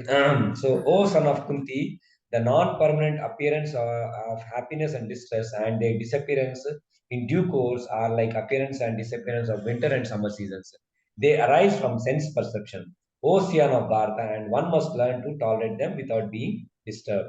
సో ఇక్కడ ఫస్ట్ కృష్ణుడు చెప్పింది కదా, మనం బాడీ కాదు మీరు ఆత్మ అని. సో ఇది మన సెన్స్ పర్సెప్షన్. అంటే లైక్ మన సుఖ దుఃఖాలు మనకి వస్తాయి. సో అది ఎట్లా అంటే like winter season like summer season లాగా అది మన బాడీకే వస్తుంది, సోల్ కాదు. సో వీటిని మనము టాలరేట్ చేయాలి, అప్పుడు మనకి అర్థమవుతుంది. సో అందుకే కృష్ణుడు చెప్తున్నాడు ఇక్కడ అర్జున, సో ఇది టాలరేట్ చేయి, అంటే వీళ్ళు చనిపోతున్నారు వాళ్ళు చనిపోతున్నారు అని, అప్పుడు మనకి రియల్ నాలెడ్జ్ వస్తుందని మనకి ఇక్కడ అర్జునుడికి చెప్తున్నాడు కృష్ణుడు. ఓకే, నెక్స్ట్ శ్లోక సంధ్యారాయణ మాతాజీ చదువుతా. యం హీనా వ్యవతాయంతి తే ఏతే యం హీనా వ్యద్యంతే పురుషం పురుషర్షభా సమదుఃఖ సుఖం ధీరం దుఃఖ సుఖం సో అమృతవ్యా కల్పతే సో అమృతత్వాయ కల్పతే. యం హి నా వ్యద్యంతే పురుషం పురుషర్షభా సమదుఃఖ సుఖం ధీరం సో అమృతత్వాయ కల్పతే. మానవులలో శ్రేష్ఠుడా అర్జున, సుఖ దుఃఖాలతే కలత చెందక రెండింటిలోనూ స్థిరంగా ఉండేవాడు నిశ్చయంగా మోక్షానికి అర్హుడవుతాడు. భాష్యము: ఉన్నతమైన ఆధ్యాత్మిక అనుభూతి స్థితి పట్ల స్థిరనిశ్చయుడై ఉండి సుఖ దుఃఖాల తాకిడిని సమానంగా సహింపగలిగిన వాడే మోక్షానికి అర్హుడు. వర్ణాశ్రమ విధానంలోని 4వ ఆశ్రమ స్థితి అంటే సన్యాసం చాలా కష్టమైన స్థితి. కానీ జీవితాన్ని పరిపూర్ణం చేసుకోవడం పట్ల శ్రద్ధ కలవాడు ఎన్ని కష్టాలు కలిగినప్పటికీ తప్పకుండా సన్యాసాశ్రమం స్వీకరిస్తాడు. కుటుంబ సంబంధాలను తెంచుకోవాల్సి ఉండడం, భార్య పిల్లల సంబంధాన్ని విడిచిపెట్టవలసి ఉండడం వలనే సాధారణంగా అటువంటి కష్టాలు కలుగుతాయి. కానీ ఎవడైనా అటువంటి కష్టాలను సహించగలిగితే అతని ఆధ్యాత్మిక అనుభూతి మార్గం తప్పకుండా పూర్ణమవుతుంది. అదేవిధంగా స్వీయ వంశీయులతో లేదా అటువంటి ప్రియమైన వారితో యుద్ధం చేయడం కష్టమే అయినా క్షత్రియునిగా విధి నిర్వహణలో అర్జునుడు పట్టుదలతో ఉండాలని ఉపదేశించబడింది. శ్రీ చైతన్య మహాప్రభువు 24 ఏళ్ల వయసులో సన్యాసం తీసుకున్నారు. ఆయనపై ఆధారపడి ఉన్నట్టి భార్యకు, తల్లికి వేరే పోషకులు లేరు. అయినా ఉన్నతమైన ప్రయోజనం కొరకు ఆయన సన్యాసం తీసుకుని ఉన్నత విధి నిర్వహణలో స్థిరంగా నిలిచారు. భవబంధం నుండి మోక్షాన్ని పొందడానికి అదే మార్గము. Hare Krishna. Hare Krishna. Oh, best among men, Arjuna, a person who is not disturbed by happiness and distress and is steady in both, certainly eligible for liberation. So, ఇక్కడ కృష్ణుడు చెప్తున్నాడు, సో ఎవరైతే సుఖంలో దుఃఖంలో స్టడీ ఉంటారో వాళ్ళే మోక్షంకి అర్హులు అని కృష్ణుడు చెప్తున్నాడు. ఇట్లా సో చైతన్య మహాప్రభు కూడా లైక్ తన 24 years అప్పుడే సన్యాసం తీసుకున్నాడు. ఈయన తల్లి ఉన్నా ఇంకా యంగ్ భార్య ఉన్నా తీసుకున్నాడు, ఎందుకంటే హయ్యర్ కాజ్ కోసం. సో అట్లా మనం కూడా హయ్యర్ కాజ్ కోసం మనము సుఖాన్ని దుఃఖాన్ని ఈక్వల్ గా చూసుకోవాలి. అప్పుడే మనకి పరమైన జ్ఞానం వస్తుందని కృష్ణుడు చెప్తున్నాడు. నెక్స్ట్ శ్రీవాణి మాతాజీ రెండు వాక్యం.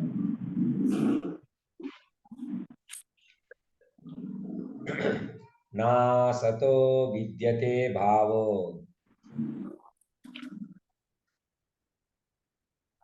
అన్మ్యూట్ చేయండి మాతాజీ. శ్రీవాణి మాతాజీ, వంశీ మాతాజీ అన్మ్యూట్ చేసి.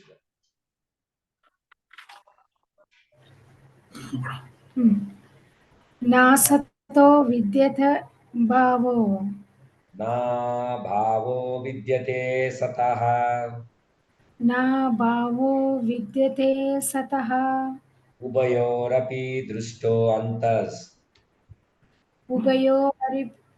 ఉభయోరపి దుష్టో అంత స్వ అనయో తత్వదర్శిభిః స్వ అనహోస్తదర్శిభిః నా సతో విద్యతే భావో నా భావో విద్యతే సతః ఉభయోరపి దృష్టో స్వనయోస్తదర్శిభిః.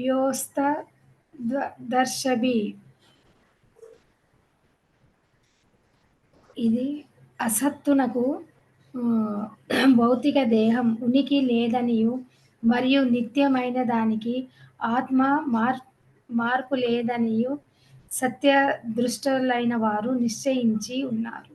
ఈ రెండిటిని తత్వమును బాగుగా పరిశీలించి వారి విషయమును ధృవీకరించిరి. భాష్యం.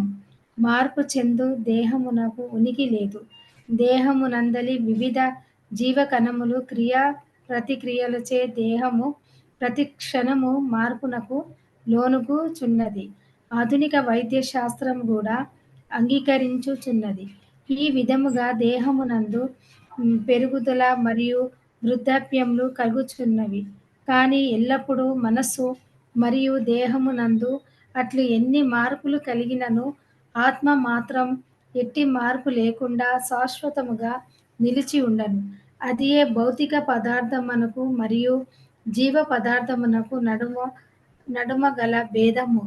స్వభావరీత్య దేహము నిత్య పరివర్తనము చెందుచుండును. ఆత్మ శాశ్వత లక్షణమును కలిగి ఉండును. అన్ని తరగతుల సత్య దృష్టులచే నిరాకారవాదులు మరియు సాకారవాదులైన ఇరువురిచే ఈ విషయము ధృవీకరింపబడినది. విష్ణువు మరియు అతని ధామములన్నీ కూడా స్వయం ప్రకాశముతో కూడిన ఆధ్యాత్మిక స్థితిని కలిగి ఉన్నట్లు విష్ణు పురాణములో నందు చెప్పబడినది. అనగా సత్తు అసత్తు అను పదములు రెండును వరుసగా ఆత్మ మరియు భౌతిక పదార్థములచే సూచించుచున్నవి. ఇది సత్యద్రష్టలందరి అభిప్రాయం. అజ్ఞాన ప్రభావమునచే కలత నొందిన జీవులకు శ్రీకృష్ణ భగవానుడు ఒసగిన ఉపదేశమునకు ఆరంభం ఇదియే. అర్చకుడు మరియు అర్చనీయ భగవానుని నడుమ గల నిత్య సంబంధమును పునఃస్థాపించుట, భగవానుడు మరియు అతని అంచులై జీవులను నడుమ గల భేదమును పరిపూర్ణముగా అవగాహన చేసుకొనుట అంశములతో కూడి ఉండును. భగవానుడు మరియు తనకు నడుమ గల భేదము సంపూర్ణతకు మరియు అంశమునకు నడుమ గల సంబంధము వంటిదని తెలిసి తనను గురించి సంపూర్ణ అధ్యాయమును కావించుట ద్వారా మానవుడు భగవత్వమును గ్రహించగలుగును.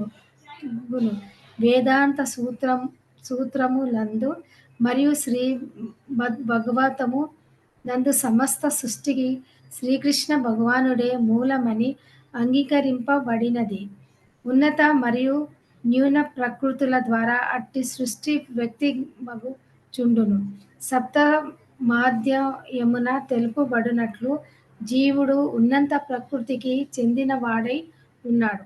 శక్తి మరియు శక్తివంతునికి నడుమ భేదము లేకపోయినను శక్తిమంతుడు దివ్యుడు అయిను మరియు శక్తి లేక ప్రకృతి అనేది అతని ఆధీనము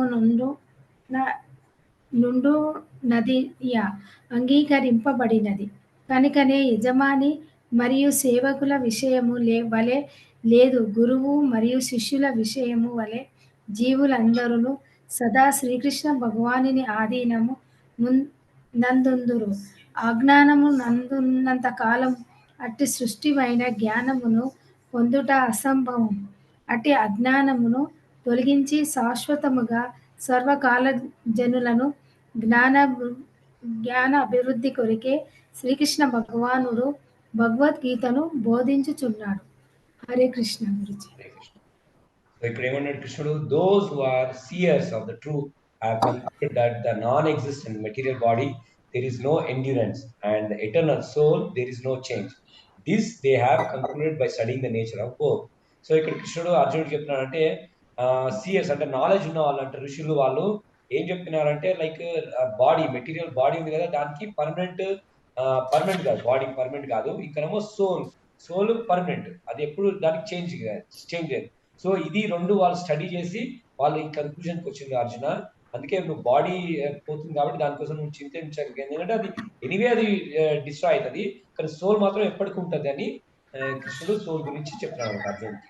అంటే అర్జునుడికి సోల్ గురించి తెలియదు అనమాట, అందుకే కృష్ణుడు సోల్ గురించి చెప్తున్నాడు అర్జునుడికి. ఓకే, మంచి ప్రభు చదువు. మరి అవినాశీ తు తద్విద్ధి అవినాశీ తు తద్విద్ధి ఏన సర్వం ఇదం తతం వినాశం అవ్యయస్యాస్య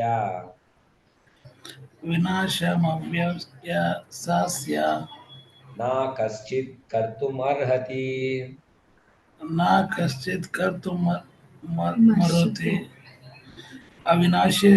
అవినాశితో తత్వే ఏన సర్వమిదం తతం వినాశమవ్యయస్య న కశ్చిత్ కర్తుమర్హతి.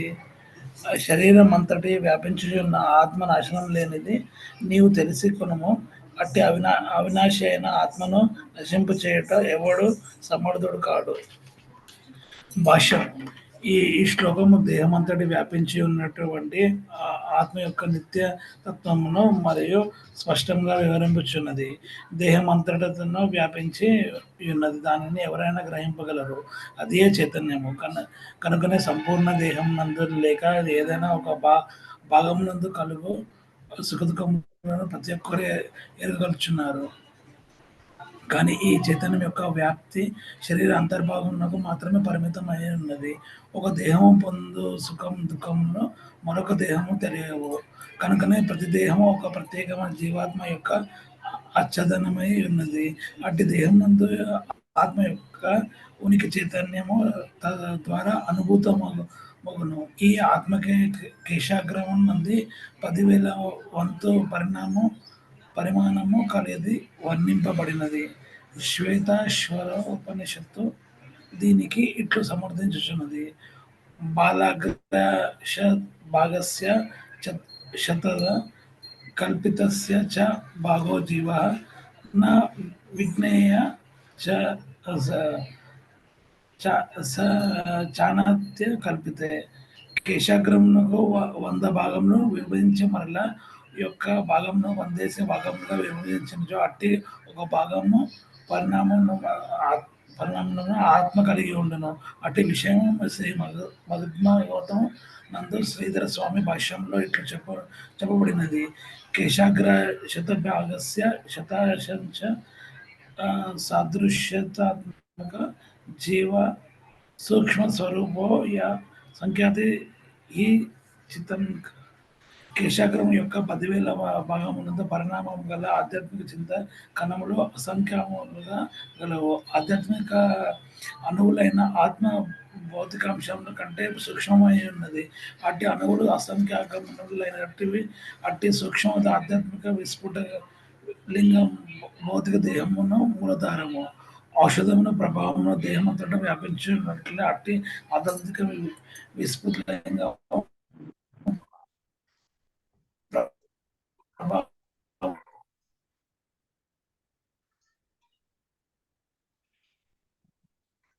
దేహం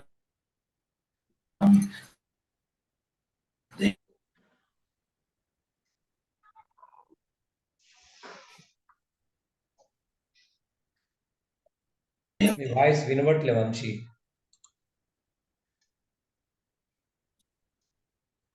శ్రీవాణి ఉన్నారా? మీ వాయిస్ వినబడట్లేదు. మీకు వినబడుతుందా? వేరే వాళ్ళకి వినబడుతుందా? వినబడట్లే కదా?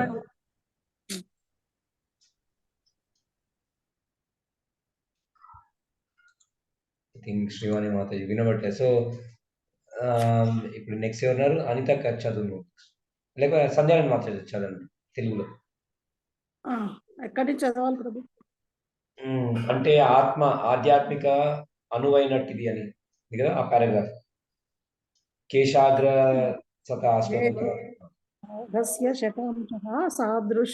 సాదృశ్యాత్మక జీవ సూక్ష్మ స్వరూపేయం సంఖ్యతో ఈ చిత్కనః. వెంట్రుక కొనలో 10,000 వంతు పరిమాణం కలిగిన అసంఖ్యాకమైన ఆధ్యాత్మిక అణువులు ఉన్నాయి. అంటే ఆధ్యాత్మిక అణువైనటువంటి వ్యక్తిగత ఆత్మ భౌతిక అణువుల కంటే సూక్ష్మమైనది. అట్టి అణువులు అసంఖ్యాకంగా ఉన్నాయి. ఈ సూక్ష్మమైన ఆధ్యాత్మిక కణమే భౌతిక దేహానికి ఆధారము. ఏదైనా మందు గుణము శరీరం అంతటా వ్యాపించిన రీతిగా ఈ ఆధ్యాత్మిక కణ ప్రభావము శరీరం అంతటా వ్యాపించి ఉంటుంది. శరీరం అంతటా ఈ ఆత్మ వ్యాపించి ఉండడం చైతన్యం ద్వారా అనుభూతమవుతుంది. ఆత్మ ఉనికికి అదే నిదర్శనము. చైతన్యం లేనట్టి దేహము శవమని, ఎటువంటి లౌకిక ఏర్పాట్ల చేతనైనా దానిలో చైతన్యాన్ని తిరిగి తెప్పించలేమని అమాయకుడైన అర్థం చేసుకుంటాడు. కనుక చైతన్యం అనేది భౌతిక మూలాల సమ్మేళనం వలన కాకుండా ఆత్మ వలనే కలుగుతుంది. ముండోపనిషత్తులు 3.1.9 అను ఆత్మ పరిమాణం గురించి మరింత వివరించబడింది. ఏషోనురాత్మ చేతసేవే వేదితవ్యో యస్మిన్ ప్రాణః పంచదా సంవే వివేశ ప్రాణైచిత్తం సర్వమూతం ప్రజానాం యస్మిన్ విశుద్ధే విభవతేష్య. ఆత్మ అనుపరిమాణం కలిగిన ఆత్మ పరిపూర్ణ బుద్ధి చేతనే అనుభూతమవుతుంది. ఈ ఆత్మ హృదయంలో నిలిచి ఉండే 5 వాయువులలో ప్రాణ, అపాన, వ్యాస, సమాన, ఉదాన తేలుతూ దేహదారుల దేహమంతటా తన ప్రభావాన్ని చూపుతుంది. ఈ 5 వాయువుల కల్వశం నుండి ఆత్మ శుద్ధి పడినప్పుడే దాని ఆధ్యాత్మిక ప్రభావం ప్రదర్శితమవుతుంది. విశుద్ధ ఆత్మను చుట్టి ఉండే 5 రకాల వాయువులను నానా రకాలైన ఆసనాల ద్వారా నియంత్రించడానికి హఠయోగం ఉద్దేశించబడింది. అది భౌతిక వాతావరణ బంధము నుండి ఆత్మకు ముక్తిని కలిగించడానికే గాని ఏదో భౌతిక లాభానికి కాదు. ఈ రకంగా ఆత్మస్థితి సమస్త వేదవాగ్మయంలో అంగీకరించబడింది. అంతేగాక ఏ బుద్ధిమంతుడైనా దీన్ని ప్రత్యక్షంగా అనుభవంలోకి తెచ్చుకోగలుగుతాడు. కేవలం బుద్ధిహీనుడే ఈ ఆత్మను సర్వవ్యాపకమైన విష్ణుతత్వంగా భావిస్తాడు.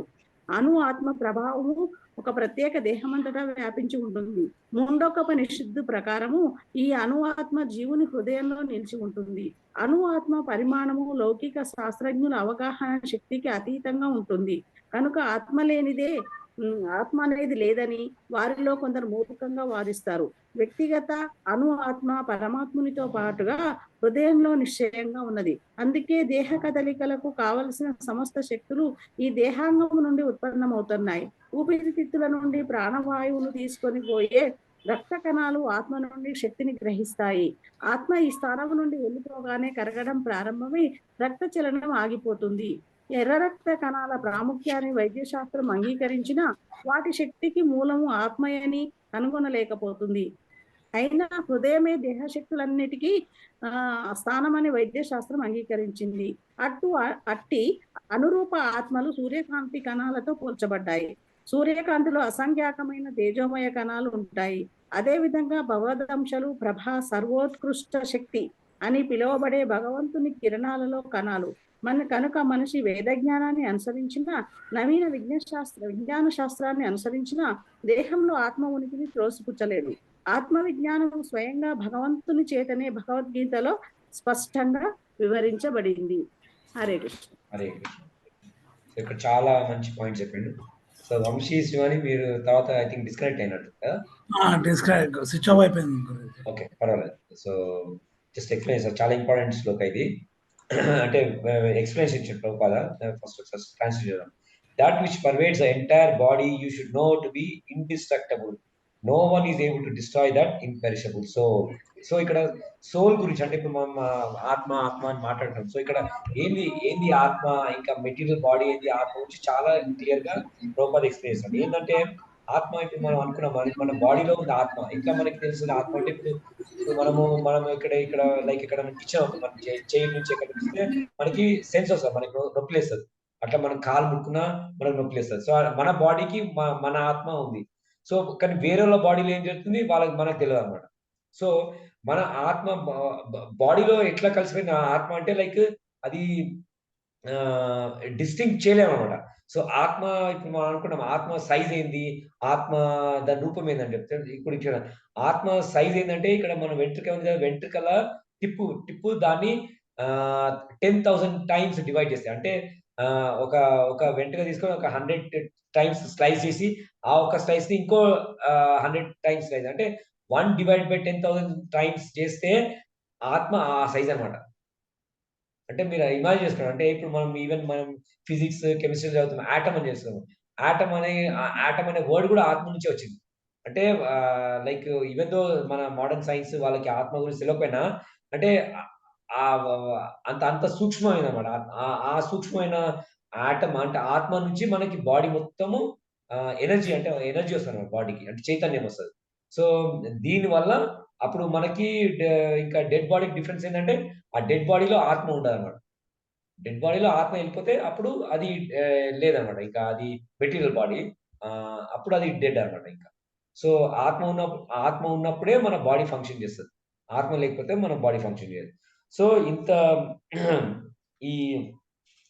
ఇంత డీప్ సైన్స్ అనమాట మనం వేదిక్ సైన్స్. అంటే మనము అన్ఫార్చునేట్ గా మనకి చిన్నప్పుడు ఇవన్నీ నేర్పలేదు కాబట్టి మనము ఓన్లీ మోడర్న్ సైన్స్ నే మనం నమ్ముకున్నాం. కానీ ఆ మోడర్న్ సైన్స్ లిమిటెడే నాలెడ్జ్, బట్ దానికంటే డీప్ సైన్స్ ఇది వేదిక్ సైన్స్. ఓకే, మన ప్రశ్నలు ఉన్నాయా అనుకున్నా ఆత్మ గురించి? సైజ్ 5 వాయువులనండి ప్రభుకి హృదయంలో నిలిచి ఉండే 5 వాయువులు. ఆత్మ కూడా ఎక్కడ ఉంటుందని చెప్పింది. ఆత్మ అంటే మెయిన్ అది లైక్ థమ్ సైజ్ ఉంటుందని చెప్పింది. ఇంకోటి అంటే ఏ బాడీకి ఆ థమ్ సైజ్. ఇంకోటి ఆత్మ ఈ 5 ఎయిర్, ప్రాణ అపాన వాయు అని 5 ఎయిర్స్ ఉంటాయి మన బాడీలో. ఎయిర్ ఆ ఎయిర్ లో ఫ్లోట్ అవుతుంది అనమాట. సో మన బాడీ పోయినప్పుడు ఆ ఆత్మ ఎయిర్ నుంచి బయటకు వచ్చేస్తుంది, అప్పుడు మనం బాడీ డెడ్ అంటాం.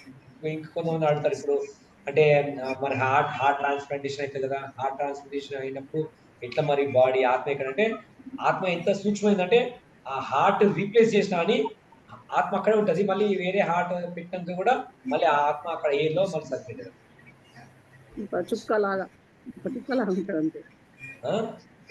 చుక్కలాగా ఉంటుంది ఆత్మ. అంటే ఎంట్రుకలో 10,000 వంతు అంటే ఒక చుక్కలాగా ఉంటుంది అన్నమాట. ఎంట్రుకలో 10,000 అంటే చుక్క మన మైక్రోస్కోప్ తోటి కూడా చూడలేము సూక్ష్మమైన. సో అంటే చూడు, అంటే వేదిక్ నాలెడ్జ్ ఎంత పర్ఫెక్ట్ అంటే వాళ్ళు పర్ఫెక్ట్ క్యాల్కులేషన్స్ కూడా ఇచ్చింది. అంటే ఆత్మ సైజ్ ఏంది, దాని ప్రవర్తన ఏంది. సో మోడర్న్ సైన్స్ ఇది వాళ్ళు దేవుడిని నమ్మకపోయినా, భగవద్గీత కన్సల్ట్ చేయకపోతే వాళ్ళు ఏం రీసెర్చ్ చేస్తూనే ఉన్నారు. కానీ వాళ్ళు ఇప్పటివరకు మనం క్వశ్చన్ సింపుల్ సైంటిస్ట్ అడగచ్చు, వాళ్ళు ఎనర్జీ అంతా ఆటమ్స్ చూసినారనుకో, ఆటమ్ కి ఎనర్జీ ఎట్లా వచ్చిందో అడగచ్చు. వాళ్ళు ఆన్సర్ చెప్తారని చెప్పలేదు వాళ్ళు. మనం వాళ్ళు అంటారు ఆటమ్ ఎలక్ట్రాన్స్ అన్ని తిరుగుతున్నాయి. ఎలక్ట్రాన్స్కి ఎక్కడి నుంచి వచ్చింది ఎనర్జీ? తిరుగుతుంది అంటారు దానికి, కానీ ఎక్కడి నుంచి వచ్చింది? గ్రావిటీ అంటారు, సైన్స్ ఫిజిక్స్ అంటారు. ఆ గ్రావిటీ ఎక్కడి నుంచి వచ్చింది? ఇవన్నీ వాళ్ళు ఆన్సర్ చెప్పలేరు అండి. మనం భగవద్గీత ఇంకా మనం శాస్త్రం చదివితే మనకి కరెక్ట్ సైన్స్ ఎట్లా యూనివర్స్ ఎట్లా ఫంక్షన్ అవుతుంది, ఎట్లా పనిచేస్తుంది మనకు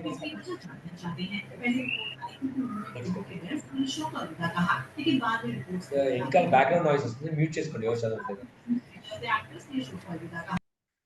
ఓకే, అనిత కను నెక్స్ట్ అంతవంత ఇమే దేహ నిత్యస్యోక్తా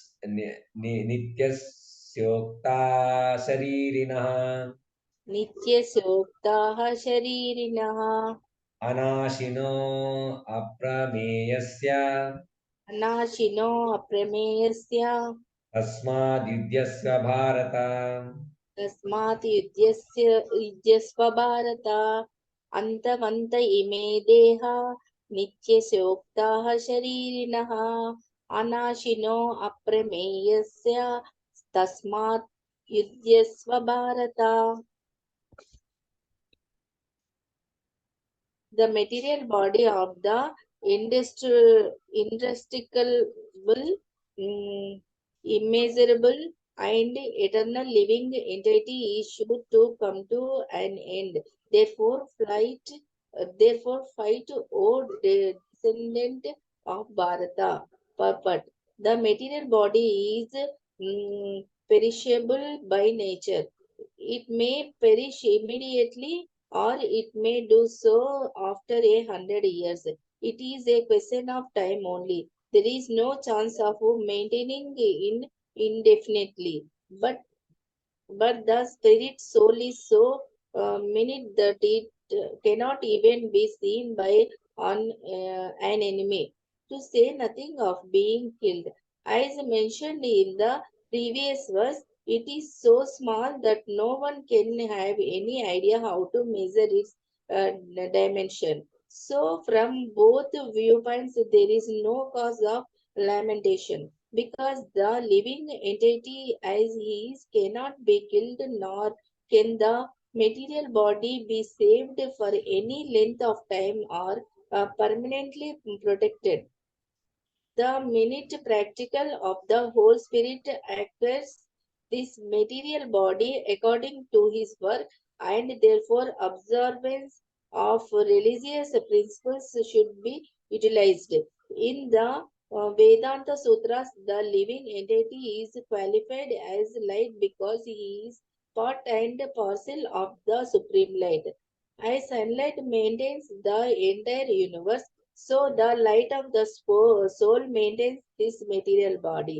As soon as the spirit soul is out of this material body, the body begins to decompose. Therefore, it is the spirit soul which maintains this body. The body itself is unimportant. Arjuna was advised to fight and not sacrifice the cause of religion for material bodily considerations. Hare Krishna. Hare Krishna.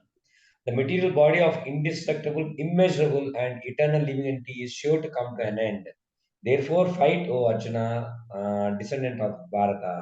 So, కృష్ణుడు చెప్తున్నాడు ఏంటంటే material body ఎట్లయినా indestructible, immeasurable, eternal living entity is sure to come to an end. So ఈ material body ఎట్లయినా end అవుతుంది. So నువ్వు చంపినా చంపకపోయినా, అందుకే బేస్ నువ్వు ఫైట్ చేయ అర్జున అని కృష్ణుడు చెప్తున్నాడు అనమాట. సో ఇక్కడ మెయిన్ అదే బాడీ అండ్ సోల్ గురించి డిఫరెన్స్ చెప్తాడు కృష్ణుడు. ఓకే, నెక్స్ట్ శ్లోక అయిపోయింది. సో విజయ మాతాజీ చదవండి. హరే కృష్ణ ప్రభుజీ. యా ఏనం వ్యక్తి హంతారం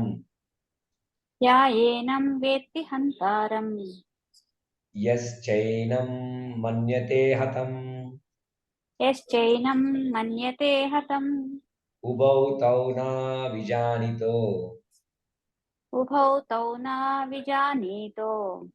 నాయం హంతి నా హన్యతే. నాయం హంతి నా హన్యతే య ఏనం వేత్తి హంతారం యశ్చైనం మన్యతే హతం ఉభౌ తౌ న విజానీతో నాయం హంతి న హన్యతే. అనువాదం: జీవుడిని చంపువానిగా తలచేవాడు గాని చంపబడువానిగా తలచేవాడు గాని జ్ఞానవంతుడు కాదు, ఎందుకంటే ఆత్మ చంపదు, చంపబడదు. భాష్యం: మారణాయుధములచే దేహధారి గాయపడినప్పుడు దేహంలో ఉన్న జీవుడు చంపబడడని తెలుసుకోవాలి. ఆత్మ ఎంత సూక్ష్మమైనదంటే ఎటువంటి ఆయుధము చేతనైనా దానిని చంపడం అసాధ్యం. ఇది రాబో శ్లోకాలలో స్పష్టమవుతుంది. అంతేకాక ఆధ్యాత్మిక స్థితి కారణంగా జీవుడు చంపబడనివాడు. చంపబడింది లేదా చంపబడేది కేవలము దేహమే. అయినా ఇది దేహాన్ని వధించడాన్ని ప్రోత్సహించదు. మా హింసాత్ సర్వభూతాన్ని, ఎవ్వరి పట్లను హింస చేయవద్దు అనేది వేదాదేశం. అలాగే జీవుడు చంపబడడనే అవగాహన జంతువధను ప్రోత్సహించదు. అధికారము లేకుండా ఎవరి దేహాన్ని అయినా వధించడం హేయమైనది. ప్రభుత్వ చట్టం చేత, భగవన్ నియమం చేత అది దండనీయమే అవుతుంది. అయినా ఇక్కడ ధర్మం కొరకే అర్జునుడు సంహార కార్యంలో నెలకొల్పబడుతున్నాడు, కానీ విపరీత తలపుతో కాదు. హరే కృష్ణ. హరే కృష్ణ. సో ఇక్కడ neither he who thinks the living entity the slayer nor he who thinks that it is slain is in knowledge, for self slays nor is slain. So ఇక్కడ ఆత్మ ఎంత సూక్ష్మమైందంటే దాన్ని ఎవరు చంపలేరు, అది వేరే వాళ్ళని చంపదు అని ఇక్కడ కృష్ణుడు చెప్తున్నాడు ఆత్మ. సో అట్లా అని మనము వేరే ఓన్లీ మనం చంపేది అంటే బాడీని డిస్ట్రాయ్ చేస్తుంది. సో అట్లా అని మనము మిగతాన్ని చంపడము ఎంకరేజ్ చేయదు అన్నమాట భగవద్గీత.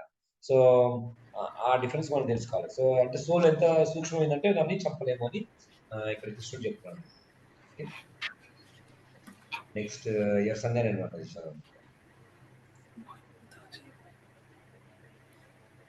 నా జాయతే మ్రియతే వా కదాచిన్.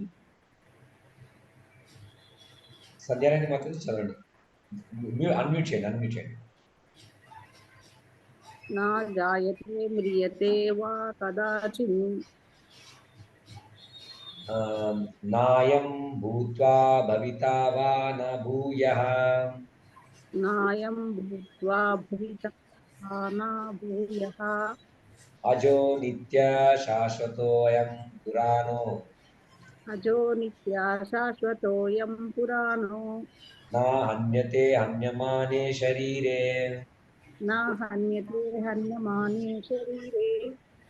జాయతే మ్రియతే వా కదాచిన్ నాయం భూత్వా భవితా వా న భూయః. అజో నిత్యః శాశ్వతోయం పురాణో నా హన్యతే హన్యమానే శరీరే. ఆత్మకు ఎన్నడూ జన్మ గాని మృత్యువు గాని లేదు. అది జన్మింపలేదు, జన్మింపదు, జన్మింపబోదు. అది జన్మరహితమైనది, నిత్యమైనది, శాశ్వతమైనది, పురాతనమైనది. దేహము చంపబడినా అది చంపబడదు. భాష్యము: భగవంతుని అనుపరిమాణ అంశ గుణరీత్యా భగవంతునితో సమానమైనది. అది దేహంలాగా మార్పు చెందదు. ఒక్కొక్కప్పుడు ఆత్మ స్థిరం లేదా కూటస్థం అని పిలువబడుతుంది. దేహము 6 రకాల మార్పులకు లోనవుతూ ఉంటుంది. అది తల్లి గర్భం నుండి జన్మిస్తుంది, కొంత తడువు నిలిచి ఉంటుంది, పెరుగుతుంది, ఇతరాలను సృష్టిస్తుంది, క్రమంగా క్షీణిస్తుంది, చివరకు కాలగర్భంలో కలిసిపోతుంది. కానీ ఆత్మ ఇటువంటి మార్పులకు లోను కాదు. ఆత్మ జన్మించదు, కానీ అది దేహాన్ని స్వీకరిస్తుంది కనుక దేహము జన్మిస్తుంది. ఇక్కడ ఆత్మ జన్మించదు కనుక దానికి మరణం కూడా లేదు. దేనికైతే జన్మ ఉన్నదో దానికి మరణం కూడా ఉంటుంది. ఆత్మకు జన్మ లేదు కనుక భూత భవిష్యత్తు వర్తమానాలు కూడా లేవు. అది నిత్యమైనది, శాశ్వతమైనది, పురాతనమైనది. అది ఎప్పుడు ఉనికిలోకి వచ్చిందో చారిత్రక ఆధారాలు లేవు. దేహ భావనలో మనం ఆత్మ యొక్క పుట్టుక మున్నవు వాటి చరిత్రను తెలుసుకోగలుగుతాము. దేహము ముసలిదైనట్లుగా ఆత్మ ఎన్నడూనూ ముసలిది కాదు. అందుకే నామమాత్రపు ముసలివాడు కూడా తన బాల్యంలోని లేదా యవ్వనంలో కలిగి ఉన్న ఉత్సాహాన్నే కలిగి ఉంటాడు. దేహ మార్పులు ఆత్మపై ప్రభావాన్ని చూపవు. చెట్టులాగా లేదా ఇంకేదైనా భౌతిక వస్తువులాగా ఆత్మ క్షీణించదు. అది ఇతరాలను సృష్టించదు. దేహం నుండి పుట్టిన సంతానం కూడా విభిన్న వ్యక్తిగత జీవులే. అయినా దేహ కారణంగా వారు ఒక్కొక్క వ్యక్తి సంతానంగా కనిపిస్తారు. ఆత్మ ఉనికి కారణంగా దేహం పెరుగుతుంది, కానీ దానికి సంతానం కానీ మార్పు కానీ లేవు. కనుక దేహంలో కలిగే 6 మార్పుల నుండి ఆత్మ విడివడి ఉంటుంది. కంఠోపనిషత్ 1.2.18 కూడా ఇటువంటి శ్లోకమే మనకు కనబడుతుంది. అది ఈ విధంగా చెప్తుంది. న జాయతే మ్రియతే వా విపచ్చిన్ నాయం కుతిచ్ఛిన్న బభూవ కచిత్ అజో నిత్యః శాశ్వతోయం పురాణో నా హన్యతే హన్యమానే శరీరే. ఈ శ్లోకానికి అర్థము వ్యాఖ్యానము భగవద్గీతలోని దానికి సమానమే అయిన దీనిలో విపచ్చిత్ అనే ఒక ప్రత్యేక పదం ఉన్నది. పండితుడు లేదా జ్ఞానవంతుడని దాని అర్థము. ఆత్మ జ్ఞాన పరిపూర్ణమైనది లేదా సర్వదా చైతన్య పరిపూర్ణమైనది. కనుక చైతన్యము ఆత్మ లక్షణము. ఆత్మ నిలిచి ఉండే స్థానమైన హృదయంలో ఆత్మను కనుగొనలేనప్పటికీ కేవలం చైతన్యాన్ని బట్టి ఆత్మ ఉనికిని మనిషి తెలుసుకోగలుగుతాడు. ఒక్కొక్కప్పుడు మేఘాల కారణంగా లేదా వేరే ఇతర కారణంగా ఆకాశంలో మనం సూర్యుడిని చూడలేకపోవచ్చును, కానీ సూర్యకాంతి ఉన్నది కనుక అది పగటి సమయం అని మనం తెలుసుకుంటాము. తెల్లవారుజామునే ఆకాశంలో కొంత వెలుగు రాగానే సూర్యుడు వచ్చాడని మనం అర్థం చేసుకుంటాము. అదే విధంగా అన్ని దేహాలలో మనిషే గాని పశువే గాని చైతన్యం ఉన్న కారణంగా ఆత్మ ఉనికిని మనం తెలుసుకోవచ్చును. అయినా ఈ జీవ చైతన్యము భగవత్ చైతన్యానికి భిన్నమైనది. ఎందుకంటే భగవత్ చైతన్యము భూత భవిష్యత్ వర్తమానాల పూర్వజ్ఞానంతో ఉంటుంది. కాగా వ్యక్తిగత జీవ చైతన్యము మరుపుకు గురవుతుంది. జీవుడు తన నిజ స్వభావాన్ని మర్చిపోయినప్పుడు శ్రీకృష్ణుని పరమోత్కృష్టమైన ఉపదేశాల నుండి విద్యను జ్ఞానోపదేశాన్ని పొందవచ్చును. కానీ శ్రీకృష్ణుడు మరుపు కలిగిన జీవాత్మ వంటి వాడు కాదు. అదే అయితే శ్రీకృష్ణుని భగవద్గీత ఉపదేశాలు వ్యర్థములయ్యేవి. 2 రకాల ఆత్మలు ఉన్నాయి. అవే అనుపరిమాణ ఆత్మ, అణు ఆత్మ, పరమాత్మ, విభు ఆత్మ. ఈ విషయము కంఠోపనిషత్తు లో 1.2.20 కూడా ఈ విధంగా ధృవపరపబడింది. అనోరణీయాన్ మహతో మహీయాన్ ఆత్మస్య జంతోర్నిహతో గుహయాం తమక్రతుః పశ్యంతి వితశోకో ధాతుః ప్రసాదాన్ మహిమానాత్మనః. పరమాత్మ, అణు ఆత్మ, జీవాత్మ ఇద్దరి జీవుని ఒకే హృదయంలో దేహం అనే ఒక వృక్షం మీద నిలబడి ఉన్నారు. భగవద్ అనుగ్రహం వలన సమస్తమైన భౌతిక వాంఛల నుండి శోకాల నుండి బయటపడిన వాడే ఆత్మ మహిమలను తెలుసుకోగలుగుతాడు.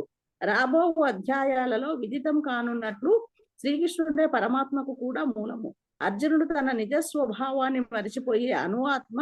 అందుకే శ్రీకృష్ణునిచే లేదా అతని ప్రామాణిక ప్రతినిధి గురువుచే జ్ఞానాన్ని పొందడం అతనికి అవసరము. Hare Krishna. Hare Krishna. For the soul there is neither birth nor death at any time. He has not come into being, does not come into being, and will not come into being. He is unborn, eternal, ever existing, and primeval. He is not slain when the body is slain.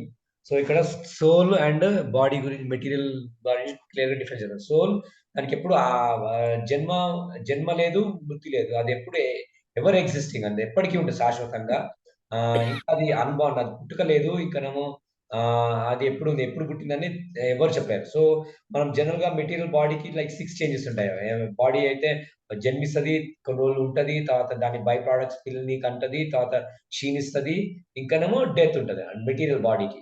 కానీ ఆత్మకి అట్లాంటి లక్షణాలు లేవు, అది ఎప్పుడు eternal ఉంటుందని చెప్తాడు. ఇంకోటి డిఫరెన్స్ ఏంటంటే ఆత్మ, పరమాత్మ. సో ఆత్మ అంటే ఇందాక మనం చెప్పినట్టు ఆత్మ మన బాడీలో ప్రతి ఒక్క జీవుల్లో ఆత్మ ఉంటుంది. ఆ జీవిలో ఆ బాడీలో ఏం జరుగుతుందో ఆత్మకు తెలుస్తుంది అంతే. కానీ మిగతా వాళ్ళ దాంట్లో ఏం జరుగుతుందో అది తెలియదు. కానీ పరమాత్మకి మిగతా జీవిలో కూడా ఏం జరుగుతుందో తెలుసు అన్నమాట. అది ఎట్లా అంటే ఒక ఎగ్జాంపుల్ కంటోపనిషత్తులో ఇస్తారంటే, ఒక చెట్టు మీద 2 పక్షులు ఉంటాయి. ఒకటేమో ఆత్మ, ఒకటేమో పరమాత్మ. ఇంకో పక్షేమో విట్నెస్, చూస్తుంటారు అన్నమాట ఇంకో పక్షి ఏం చేస్తుందని.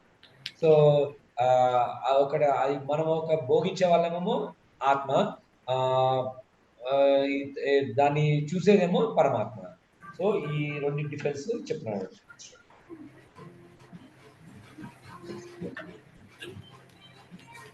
మీరు చదవాలి, అనిత కంప్లీట్ చదవాలా? వంశీ శివాని చదవాలా గురుజీ? చదవండి.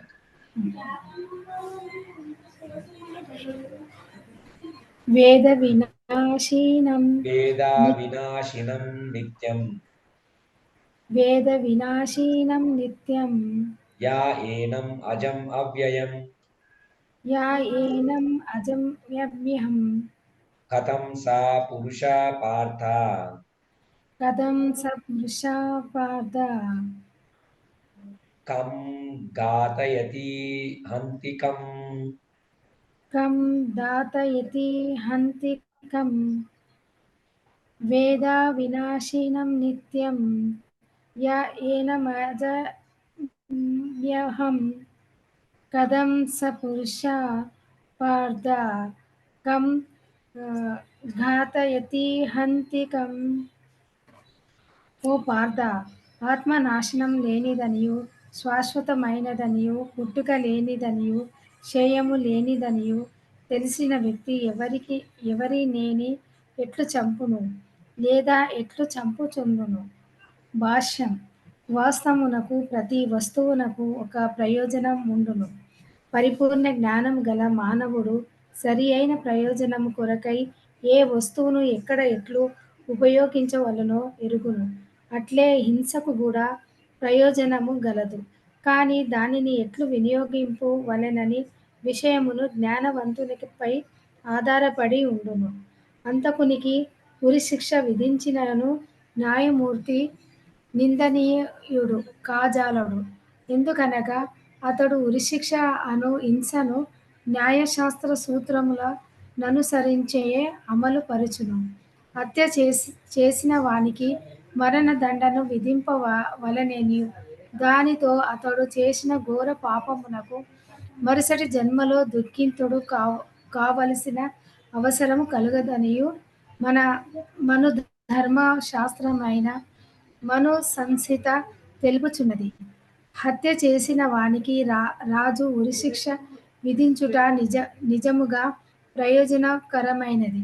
అట్లే శ్రీకృష్ణుడు యుద్ధము చేయుమని ఆజ్ఞాపించినప్పుడు అట్టి హింస పరమ ధర్మం కొరకేనని నిర్ధారింపవలసి ఉన్నది.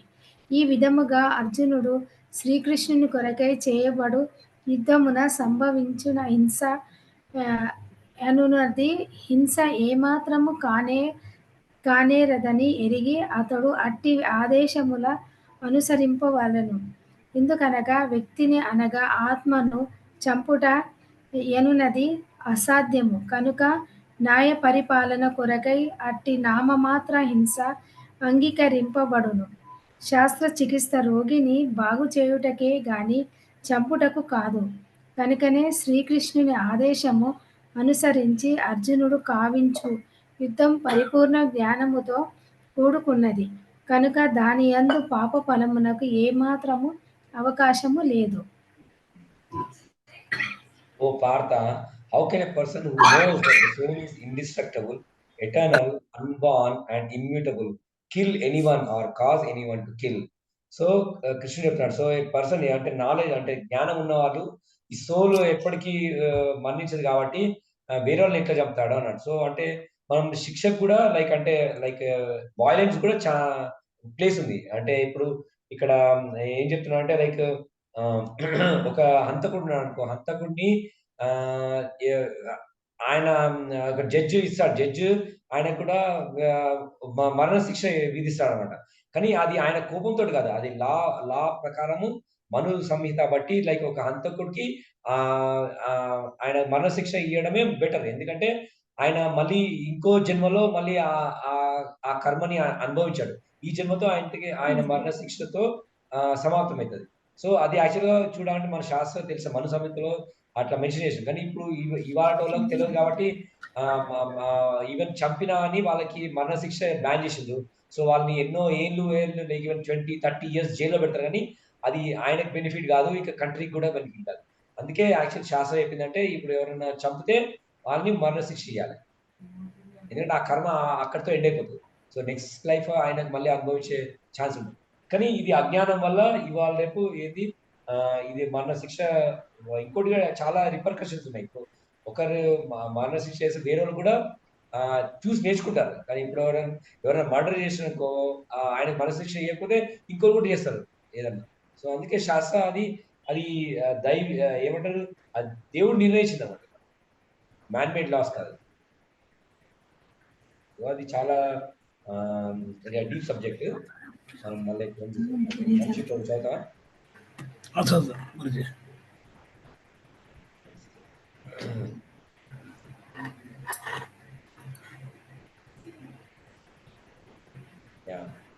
వాసాంసి జీర్ణాని యథా విహాయ వాసాంసి జీర్ణాయి యథా నవాని గృహ్ణాతి నరోపరాని నవాని గృహాతి నరోపరాని తథా శరీరాని విహాయ జీర్ణాని తదా శరీరాన్ని విహాయ అన్యాని సంయతి నవాని దేహి అన్యాని సంయాతి నవాని దేహి.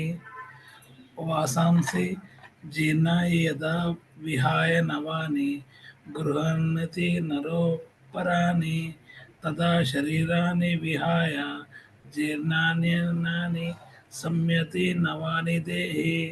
మానవుడు జీర్ణ వస్త్రములకు విడిచి నూతన వస్త్రమును ధరించినట్లు ఆత్మ జీర్ణమైన దేహములకు విడిచి నూతన దేహములను గ్రహింపుచున్నది.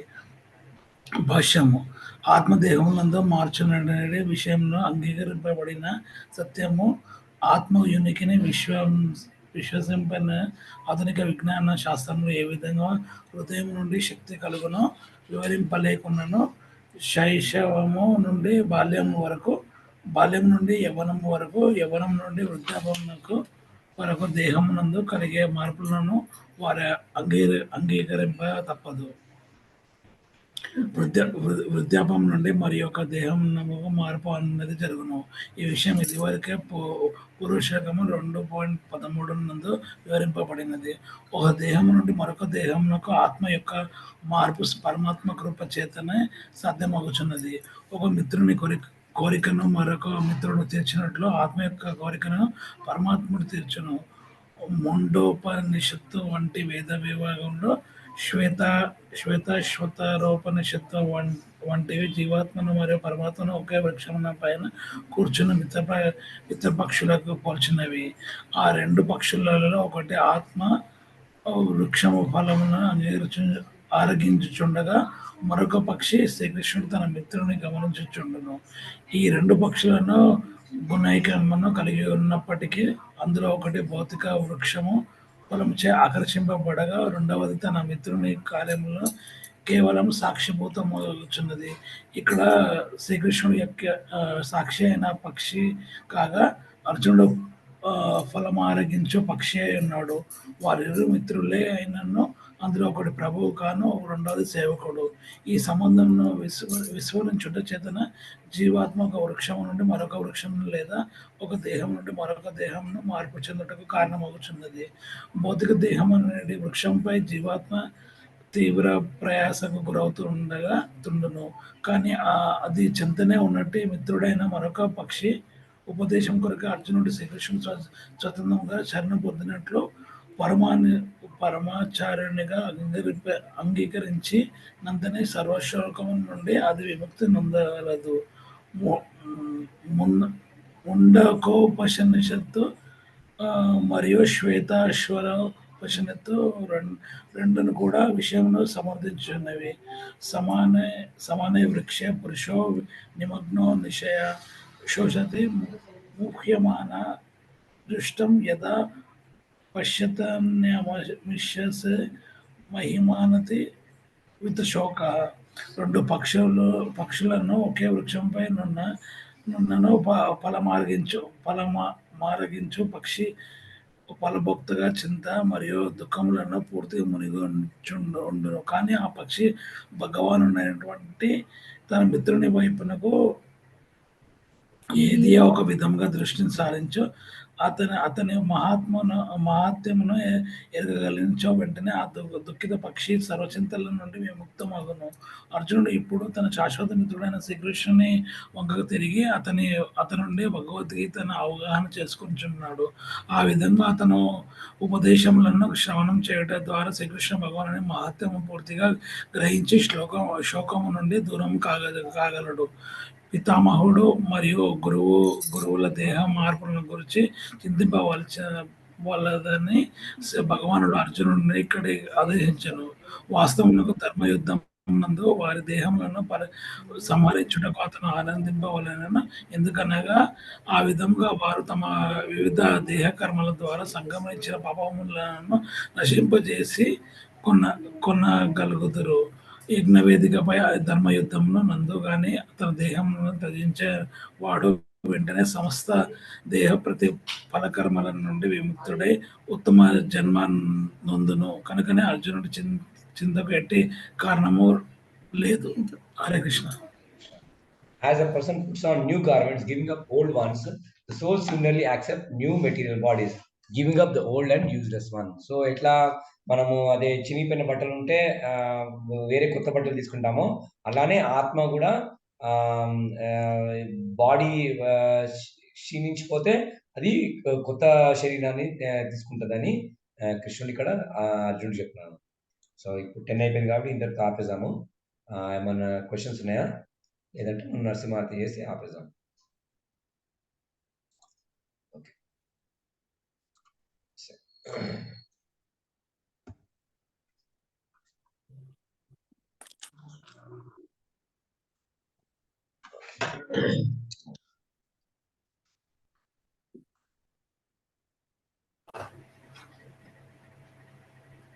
నేను ఒక లైన్ పాడిద్దాం, మీరు పాడండి. నమస్తే నరసింహాయ, నమస్తే నరసింహ,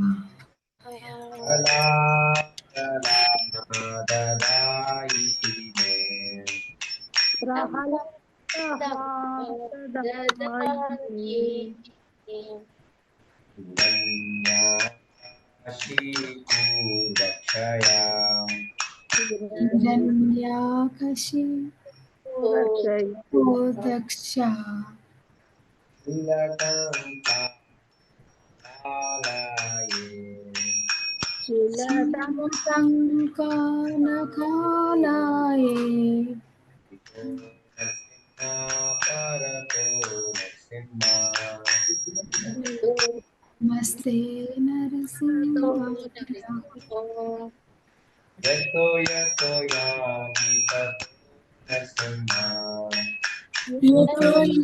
యామి తతో నరసింహ,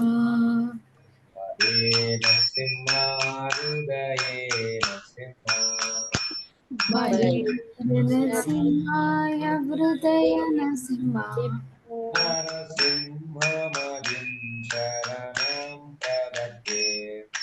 నరసింహమదిం శరణం ప్రపద్యే,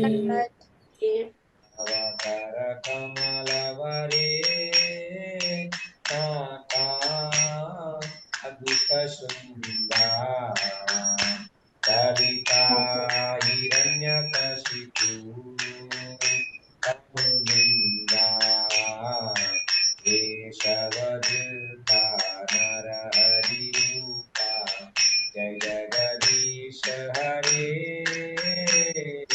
జయ జగదీశ హరే, జగదీశ హరే.